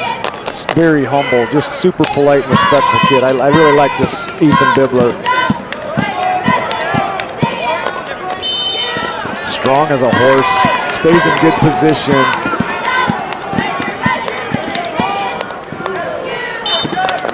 He got here by way of 12-3 major decision in the quarterfinals over Wesley Anderson from Waukee in a technical fall over Jacob Hand of Ankeny Centennial.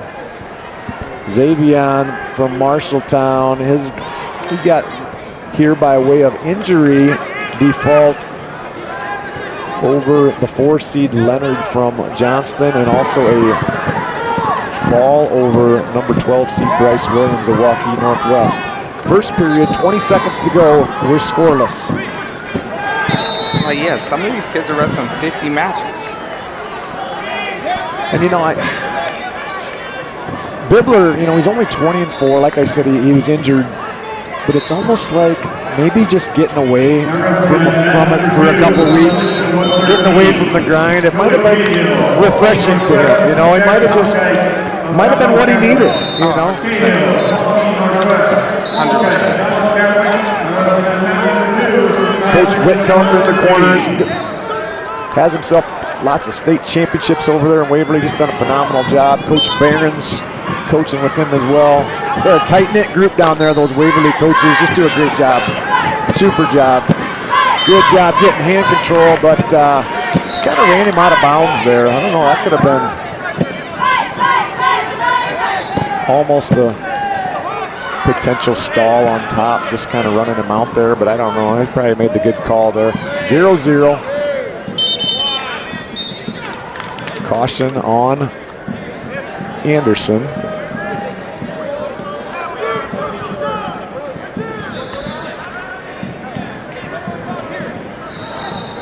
Different physiques for sure here. Anderson's a little bit taller and lankier.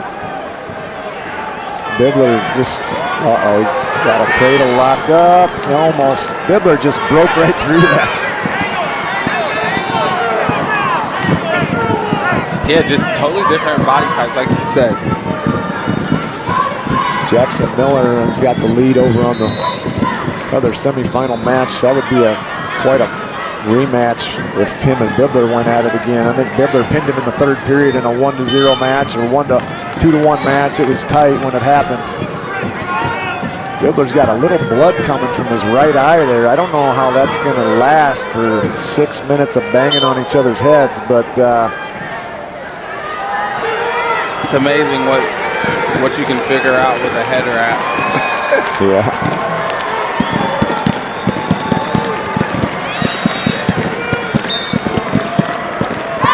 Bibler, he's not flashy.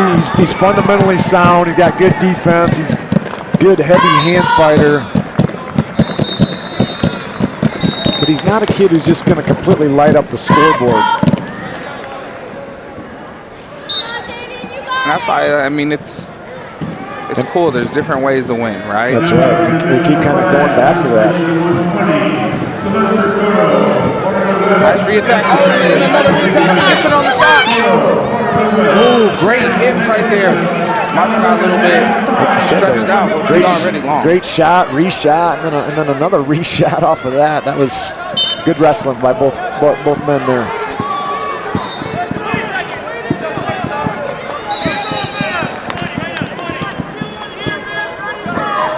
Short time left in the second period, about 15 seconds. Shot no set right there from Marshall, or Anderson. Anderson of Marshalltown. Choice goes to Anderson, third period. He's going to go down. I look for Bibler to try to ride him. Bibler can ride tough. He's going to try to win this match 1-0 on a ride out. I got a feeling. He's just, let's see what happens. Tripod up. Tripod. I am completely wrong on that, Well, Kevin. are you a bed man? I'm glad I'm not, because I wouldn't have won that. I thought I would look for a mat return and feels comfortable on his feet, though. Oh, nice shot. And we go out of bounds. 1-1 takedown's going to be the deciding factor here. Then it might come down to the right out.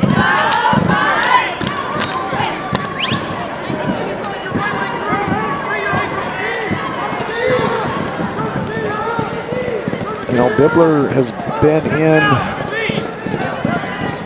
once, and maybe they've each threatened each other probably one time, but just a lot of good hard setups and fakes, and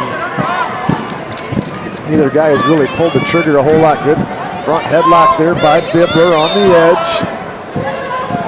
Anderson doing a good job controlling that elbow, staying square with him. There's the stalemate. 1 minute, 2 seconds to go. Third period, we are tied at 165 pounds, Class 3A.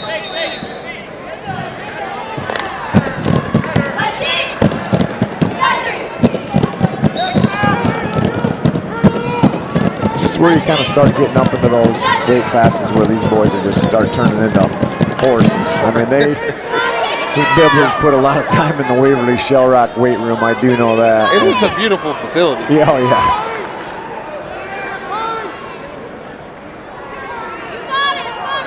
A lot of these guys are, you know, I think Bibler's committed to play football and wrestle at Wartburg. Great place to be. Gonna do the duo. Good running back. Yeah, I think Caden Kanak from Bosco did the same thing a year ago. You know, see a lot of football players once you get up in these 175 weight classes on up. 14 seconds to go. Both wrestlers kind of feel like they're just comfortable taking this into overtime. Oh, that's always dangerous. Not, you know, there hasn't been a lot of action, but, you know, there's a lot of... All right. Let's see it. Anderson giving a little bounce. Let's see what happens.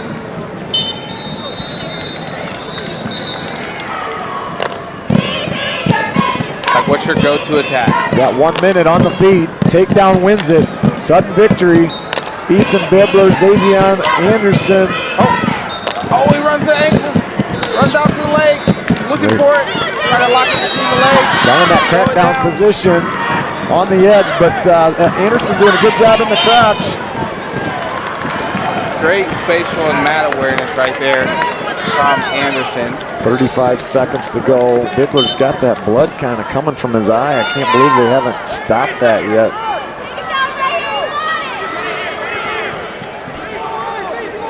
.25 to go. First overtime period.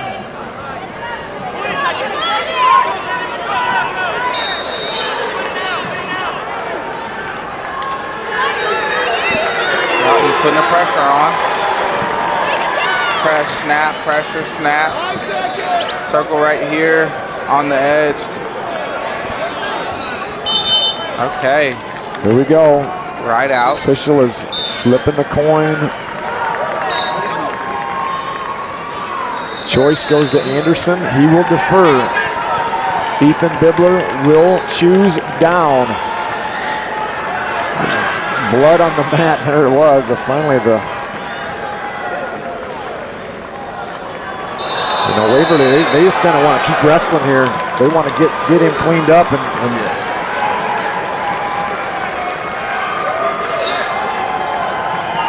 on mat 4, we got Jackson Miller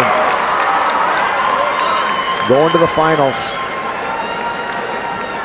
from Carlisle. There it is, Carlisle again. Overtime, here we go, 1-1. First period of sudden victory. No takedown. We're going to the rideouts. Anderson on top. He's going to try to ride him for 30 seconds here. Almost locked his hands there for a split second. But they're going to go out of bounds. He's going to have to make it. That was a good call. He was trying to pull him out. Yeah. And sometimes you can play that, you know, like, but I think the ref. Yeah, I agree. It was a good call. I'm surprised he called it, but it was probably the right call for sure. Oh, he gets him broken down. This is huge. He's just slowed down his pace right there. Got that head lever going on there, and he's going to get the right out here. Oh, this is huge. So now, great mat IQ. Anderson goes down. You know, an escape here pretty much wins it. I mean, they wrestled the full 30 here, but... oh, he looks for Granby. Nothing. I know Bibler can ride. He's just got to do it here. He's going to drop down. Yeah. Comes up to the hip. He's making him choose between now. Oh, that's smart. Drove him out of bounds. Great. Good job there. 13 seconds to go. Doesn't get any better than this. And that was great IQ wrestling. He didn't try to pull him off. He switched to the legs and wrestled him off the mat. Versus trying to pull him off the mat. Looks for the Grammy again. Oh my God! He's up! He's up! Hit! They shouldn't have stopped that, though. They shouldn't have stopped that. You wrestled the full 30. You wrestled the full 30. Oh my gosh! Woo!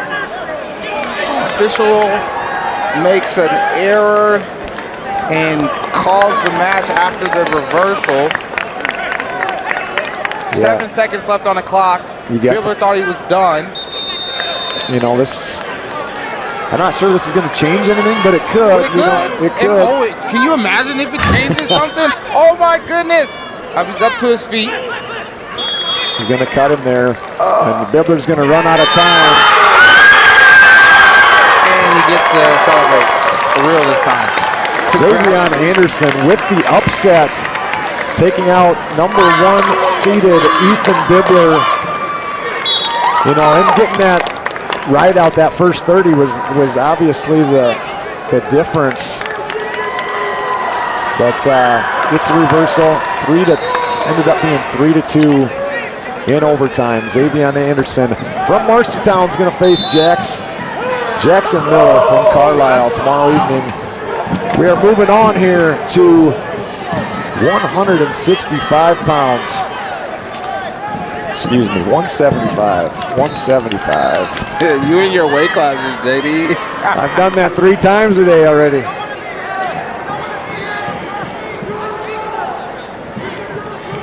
And you got Jacob Helgeson here, who's just a monster out there.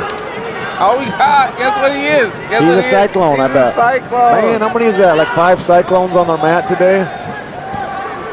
Jacob Helgeson, he is the defending state champion, and he just looks the part. Oh, yeah, he does. He is a brute of strength.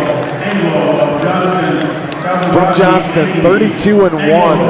He did lose to Lincoln Jip earlier in the season. I'm not sure. I think maybe they've split, Jip and Helgeson, but nonetheless, right now we are in the semifinal round, and he's got from Liberty, Landon Bell, Iowa City Liberty. Definite size advantage for Helgeson, but Bell, he can scramble. But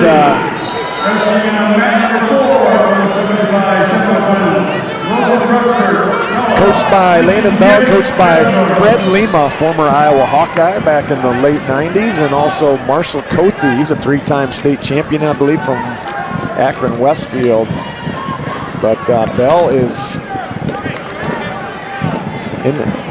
controlling the elbow from the front headlock right now, but feels comfortable with guys in on his legs. Bell does. He likes to attack ankles and scramble from that position. Hard to score on, but I just feel like Helgeson's going to be too much at the end of the day here. He's just...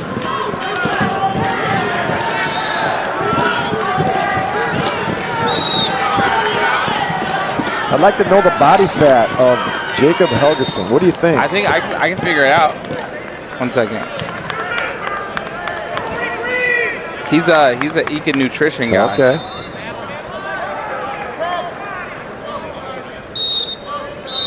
Ekin Nutrition. Put a little plug in for them down there. They do a good job. They do a good job. No points on the edge. That was close. That was close, but I don't think he had it. He never had that takedown. I used them last two years of my Really? senior level career. They got 100 state qualifiers, at least 100 athletes using Ekin. The Ekin Edge, Joey and Janae and Dakota, great people. Just tracking all everything you're putting in your body. That's a big thing of wrestling. Yep. These days, and some of these kids that are trying to bulk up into a weight class maybe they're not quite fit for, or maybe they're... Nice. Oh, nothing yet. Big takedown right on the edge at the end of the period, and that is going to be tough to come back. They didn't give it to him? Oh, yeah, you did. Yeah, they gave him the takedown. Like we talked about earlier, getting those takedowns late in periods are huge. Game changer.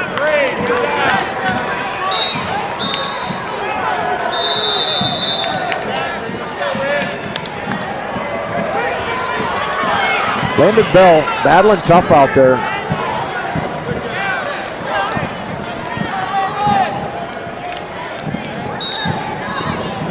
just a junior. I think you're going to hear more about this Landon Bell kid in the future. If he's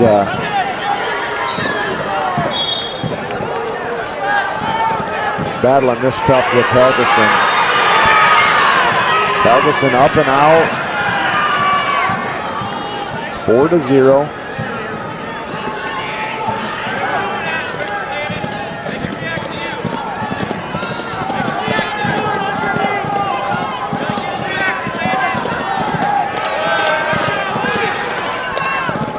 On the other semifinal mat, we're going to have Jip from Bettendorf, probably your finalist. The way it's looking, he's already up by 8 points and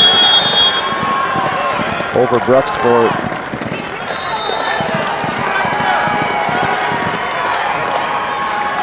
Helgeson just very positionally sound.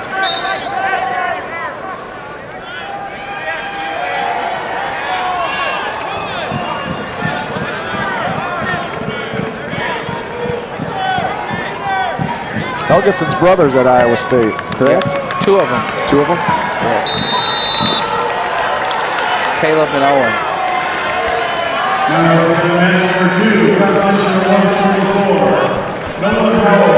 Caleb also a state champ. Saw some action as the varsity guy this year and last year. And some dual meets for the Cyclones.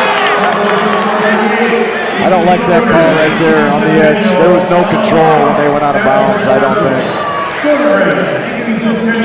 And Coach Lima is arguing that. I am 100% on board with the Liberty coach here because they were out of bounds before there was control. But that's why they're out there and I'm back here, right? They pay you to talk about it.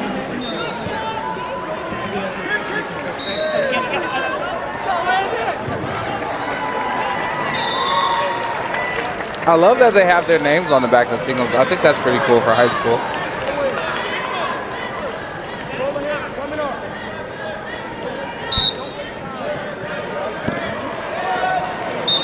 Bell doing, here we go, coming out the, attacking that ankle, looking for that reversal here. And it was just such a size difference between these two. I feel like Bell is a little bit undersized at 75 here, and I mean, you still got to wrestle the match, but there's definitely more horsepower on top right now. Well, the best thing about it is Bell will have a whole off season to address that.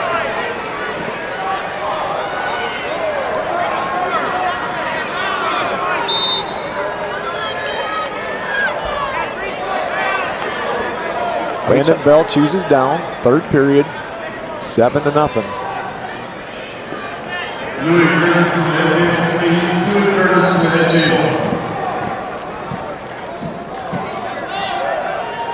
Bell with the escape.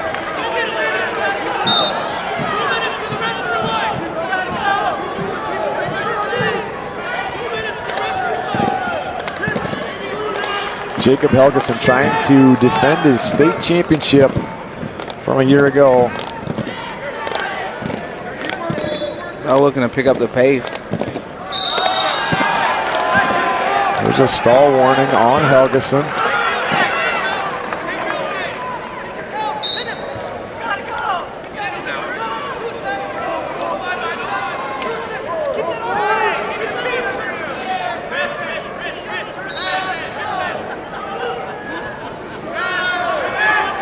Helgeson back in on that leg, but like I said earlier, you know, Bell's a little tricky to score on sometimes.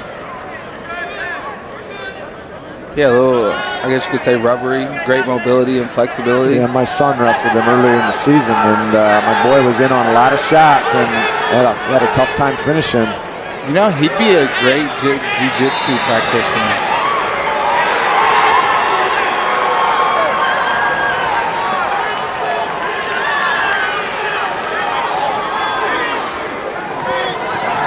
surprised they're not calling stalemate. Yeah, they've still been moving the whole time. He hasn't. Neither of them have like stopped moving. So, gotta keep that knee safe. That's just like what's been happening in like wrestling and everything is like these sports are starting to collide. So you're starting to see different actions. Look at this. Oh my goodness. Yeah, he's tough there. I'm telling you. I'm telling you, he would be great in jiu-jitsu. Look at this. Look at this. He's got him in a little bit of danger almost. And he gave up the takedown. Wow, the ref didn't call it. Oh, that should have been a takedown. How is that not a takedown? Wow. Liberty coach has Fred Lima over there. That should have a true Man, he kind of got, there's a couple takedowns, 2 takedowns right there. But earlier, he flip-flop both of those. That's a different match. I want him to come to our jiu-jitsu gym. I like him. Jacob Helgeson will be your state finalist at 175 pounds. He'll be taking on Lincoln Jip.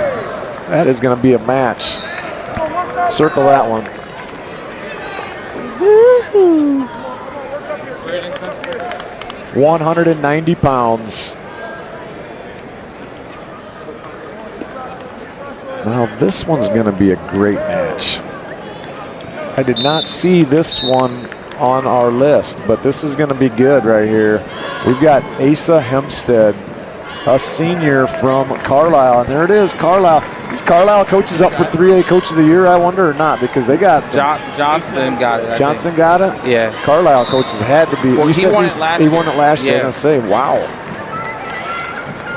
Asa Hempstead, 39-1 senior, and he's got. Had crazy match last year, remember? He pinned Magana. Okay. He didn't pin him. No, he didn't pin him, but he beat him. He beat him. My apologies. Beat him in the third period. He was down 5-0. Yeah, 5-0. Turned him a couple times. I was on the mat right next to me. I didn't have his match last year, but he's got Braden Kester, a sophomore at 41-3. I don't know. I would have to look back, but how this all played out for seed-wise, how Kester got the 3 seed, or the 4 seed, but Kester is tough, super tough. From Bettendorf.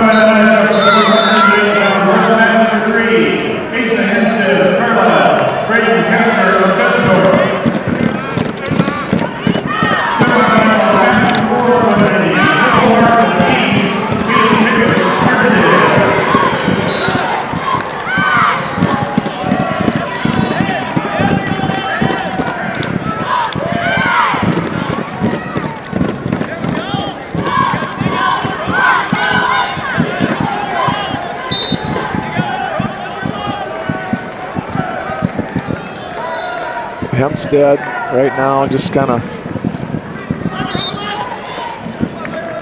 looks like he likes moving guys around, controlling elbows, passing by, circling, changing levels. He doing a good job. And he moves laterally really well. Kester coached by Dan Knight again, like we talked earlier. In on that single leg for Hempstead, and there's the takedown on the edge. Just a straight single. Built up really well.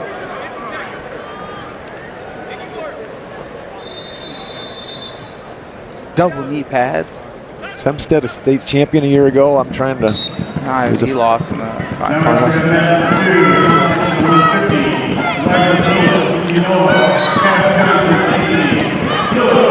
3 weight classes left this morning, and then we'll have the 1A session this afternoon at 1:30. Got a great slate of wrestling coming this afternoon, Class 1A, and then tonight, we'll be back tonight for Class 2A.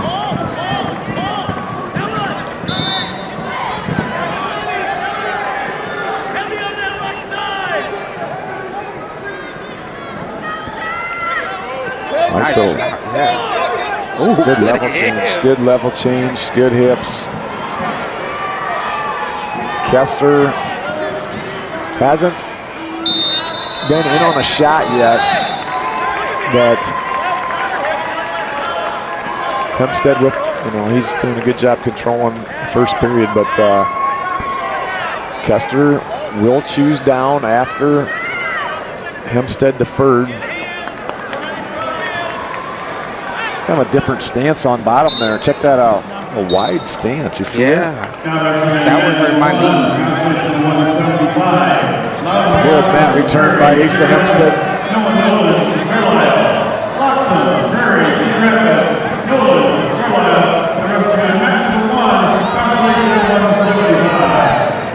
Hempstead doing a good job switching sides. Another beautiful mat return. Those are textbook. I was about to say, and throwing the hip down, super key, because it just slows down their progression back, right? When you pop the hip. Another Carlisle young man resting on the blood round mat. Hey, have you had that blood round beer? What's that? Blood round beer? I have not. Oh, by Westo Beer? No, I have not. You Is it gotta good? come. You gotta come out. Blood round to beer? Yeah, it has a orange citrus hint. Really? Yeah, I'll have to try some of that. come visit me. You don't come visit me in Ames. Do you work there or what? I live in Ames. Okay. I work in fundraising. Okay. Yeah, man, I'll have to try that out. Is it by a wrestling company or like? No, Westo Beer. It's well, it's like, I don't know. You could call it Kevin Dressers. It's through the I don't know, We Will or the Cardinal Gold Collective. Okay. I would say wrestling, but the name is Blood Round. Okay. Obviously because of the round. Oh, nice shot. Wow, that was a nice little reshot there, right on the edge. 6-2. Hempstead.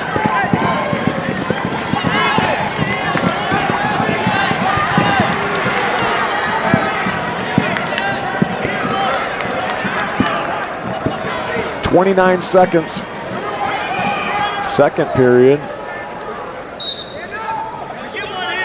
So we need a big point here at the end of the period. If he gets a ride out, it's going to be tough sledding in the third period.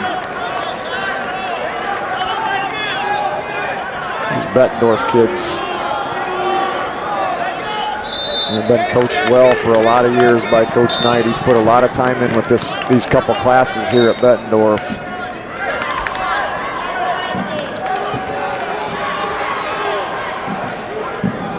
You click on these guys, start trying to look up information, and they wrestle all summer long, all spring. I mean, they're just so many tournaments. I tried to look back to the state tournament from the year before. Well, I got a book of tournaments in front of it I got to look through before I get to it.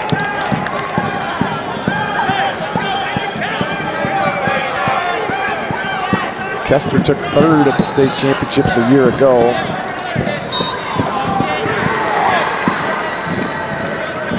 Kester is the little brother.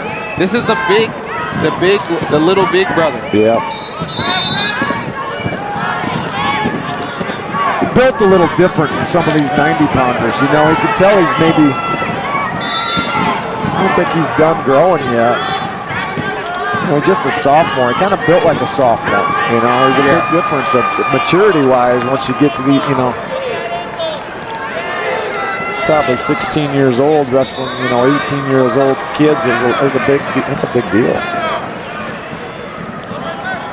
7-2 for Hempstead, showing why he's the 1 seed here.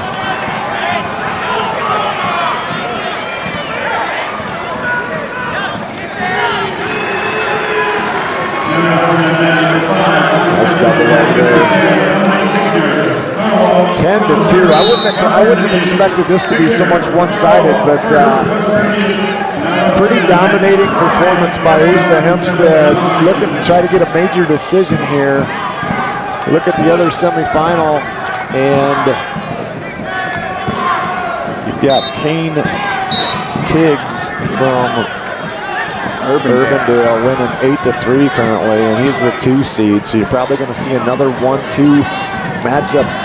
You know, as much as you get on social media and you see all the people complaining about seeding in the Iowa State tournament, they do a pretty darn good job seeding this tournament. I mean, I saw so many quarterfinal matches yesterday with, I mean, it was almost 1 through 8 all in the quarters. I mean, you've seen a lot of 1 through 4s in the semis, and I mean, you're going to see a lot of 1s and 2s. I mean, they couldn't have seeded this tournament much better. Yeah. And the seeds couldn't have wrestled much better. Yeah. You know, like that's really what it comes down to. We have seen some 1 seeds go down, though. Saw Nick Brazzi from Nashville Plainfield go down yesterday. Just saw Ethan Bibler go down here from Waverly Shell Rock, but not Asa Hempstead. He will be your finalist at 190 pounds. Taking on Kane Tiggs from Urbandale. Hempstead, the senior, looking to go out in style with the major decision. And his training partner, Nolan, is winning over on the other mat as well. Noah Nolan climbing up the backside of the bracket.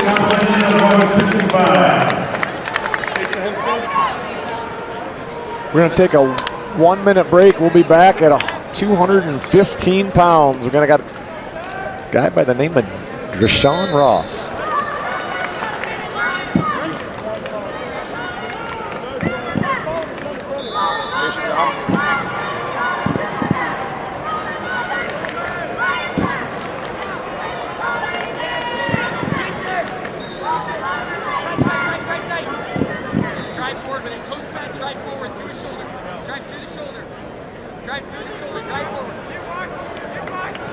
Our semifinal matchups at 215 pounds, wrestling on mat number 3, Grayshawn Ross, Fort Dodge, Colby Gibbons, Johnson. Semifinal 215 on mat number 4, John Goma, Xavier Silva, Here we go.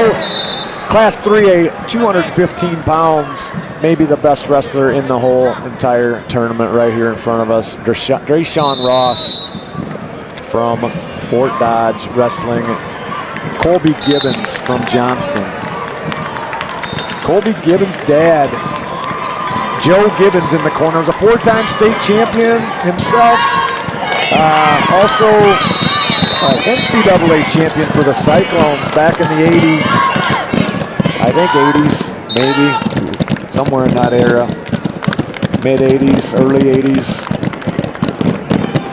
But Grayshawn Ross just signed with David Taylor. I mean, he did not sign. Don't say that. Oh, excuse me. My bad. My bad. Committed. Not signed. Committed. Whatever. It's a different era. It's a different era. Well, let's hope he decommits or whatever. I'm fully on board with that. Let's hope he stays home, because this guy is something special that we haven't seen. I had this conversation with Matt McDonough last year. I said, is he like the GOAT? Maybe you're going to be the GOAT before he's all done, this guy right here? I mean, I don't know. Is he that good? I mean, I think so. World titles. I think he's going to go and, I mean, do some amazing things internationally and collegiately, but I don't know how we let him out of our state. I don't know. I mean, I know there's a lot to it with NIL and all that stuff, but holy buckets, this guy is one of the most amazing wrestlers I've watched, and I've watched 40. I've been in this tournament for 40 out of the last 41 years, Kyvan. He's one of the top ones I've ever seen. He is really, really fun to watch. Just watching him, like I got to see him a little bit when he was younger, but he's continued to develop and evolve. You know, like with his array of attacks. Obviously, stature-wise, he's tall, he's strong, he's quick, but just his ability to see what's happening out there and capitalize. He's got Matt Ryle, one of the coaches in the corner, former UNI Panther standout. He's going to get the tech. Oh my goodness. He teched him in the first period. See, and this is what he loves. This is what he likes. Skittles. Like, you got a bag of Skittles. He likes Skittles. Get this on camera.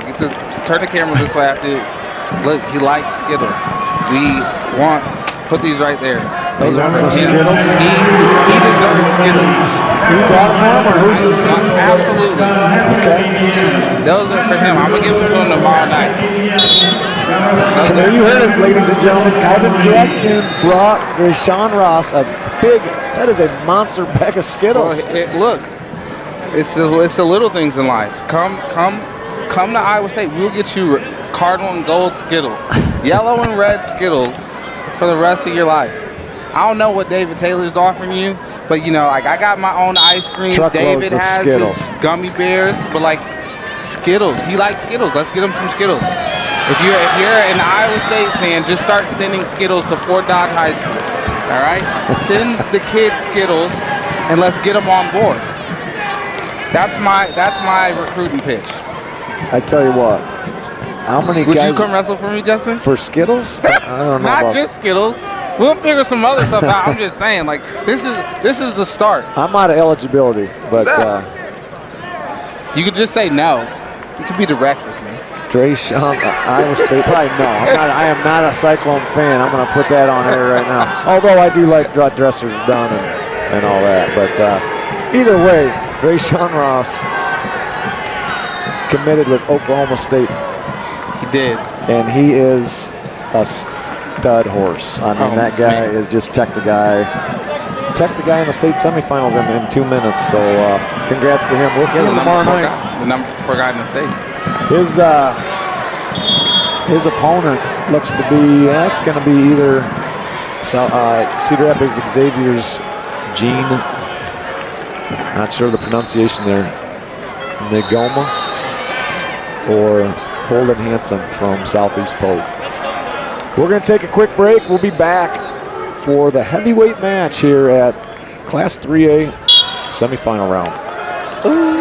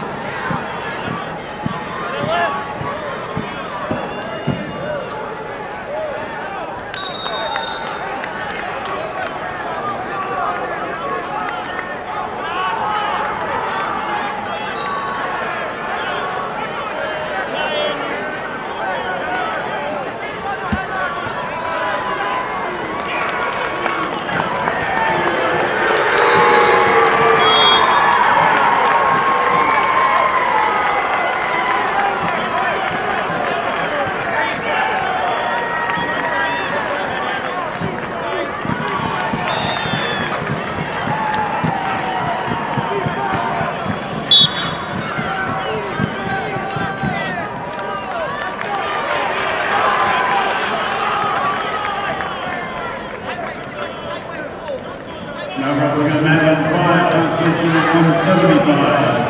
8 Parker, 14 Northwest, Philip Jacobs, Linmar.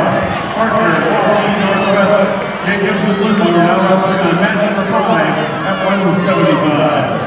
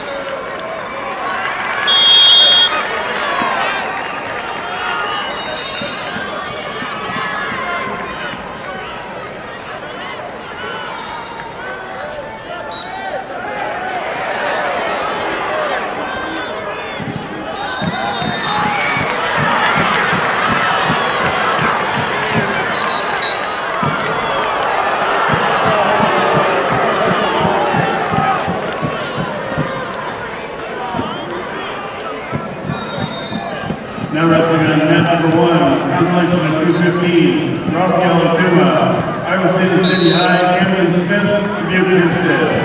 Tuma, Iowa City High. Smith, Dubuque Hempstead, now wrestling on mat number 1, consolation at 215.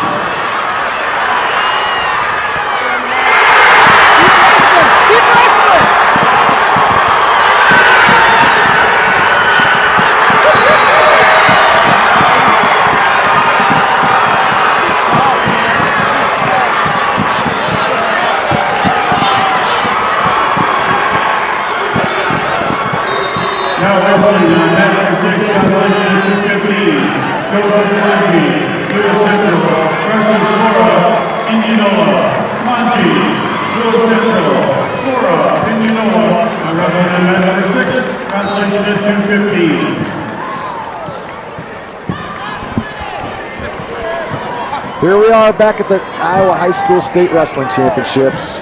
Last match of the session, Class 3A. Got some big boys out here. Cooper Martinson, a senior from Southeast Polk, the #1 seed at 37-3 wrestling. Henry Moore, the junior from Waukee Northwest, and just saw another great match on the other mat, Kyvan. Are you jealous? Yeah, I tell you what, I just lost some ice cream. I lost an ice cream bet to Kyvan Gadsden. I felt pretty comfortable. Holden Hansen got beat in overtime to the Nagoma from Xavier, and this building, they blew the roof off this building because there's a lot of people in this building rooting against Southeast Polk. Imagine that. 209 points right now for Southeast Polk. They are currently getting closer to that state point record. But also, you also got to look at, nowadays there are more ways for bonus points too with more points. So should be able to score a few more team points. Cooper Martinson, here we are. He's going right for it. Southeast Polk.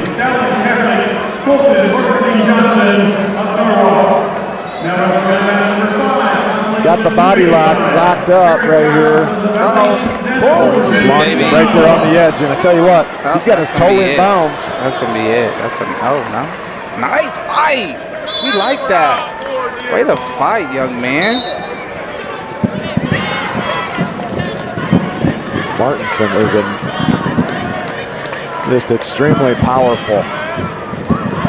He's got Jessamine Smith in the corner, former NCAA All-American for the Hawkeyes. Does a good job down there. Attacks that cradle, and this might be it. Let's see. Oh, he broke the lock. Good for him. Score is now 11-0. 40 seconds into the match.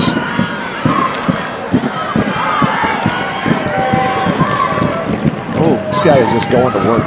Yeah. Just an absolute bull out there. Russell's kind of like a lighter guy a little bit. Just the way he moves for a guy his size is pretty impressive.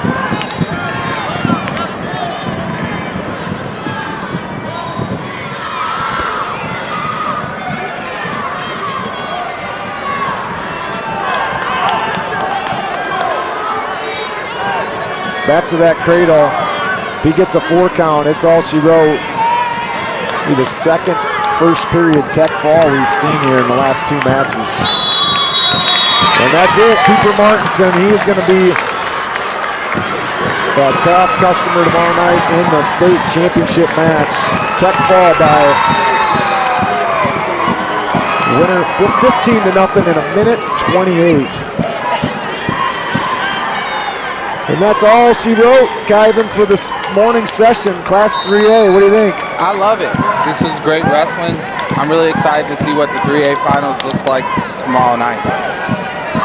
That's Justin Decker and Kyvan Gadsden signing off here from Wells Fargo Arena. We'll be back here at Class 1A at 1:30 this afternoon.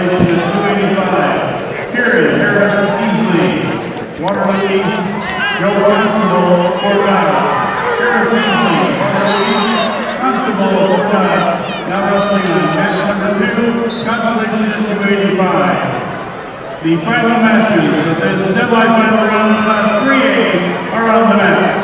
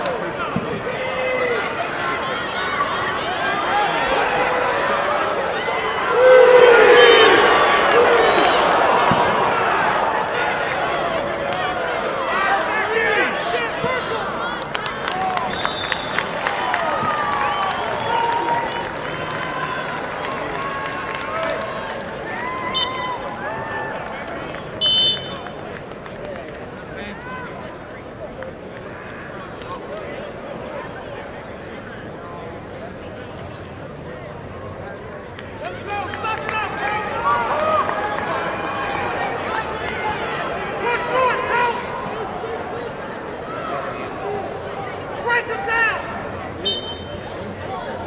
Break him down, coach! Break him down, coach! Break him down! Again! Break him down, coach!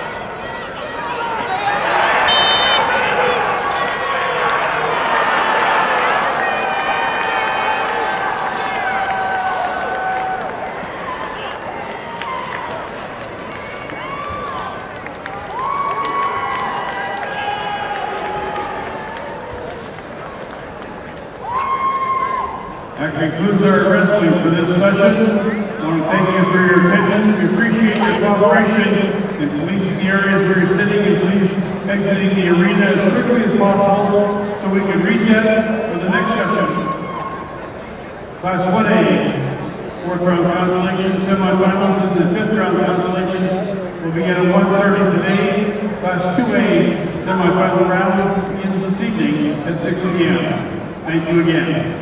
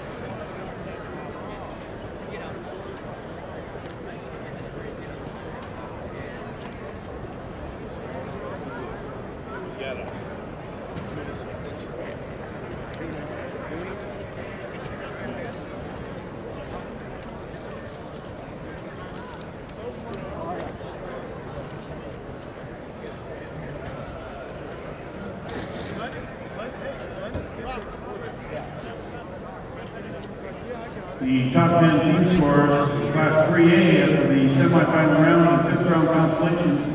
Waverly Shellrock in 10th place is 76.5. Ninth is Iowa City West with 78.5. Aiken Centennial in 8th place is 88.5. Waukee Northwest is 7th with 89. 6th is Dowling Catholic with 93.5. 5th is Johnston with 95.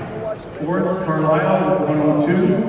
3rd, Indianola, 104.5. 2nd, Bettendorf with 115. And leading Class 3A with 221.5 points, Southeast Bowl.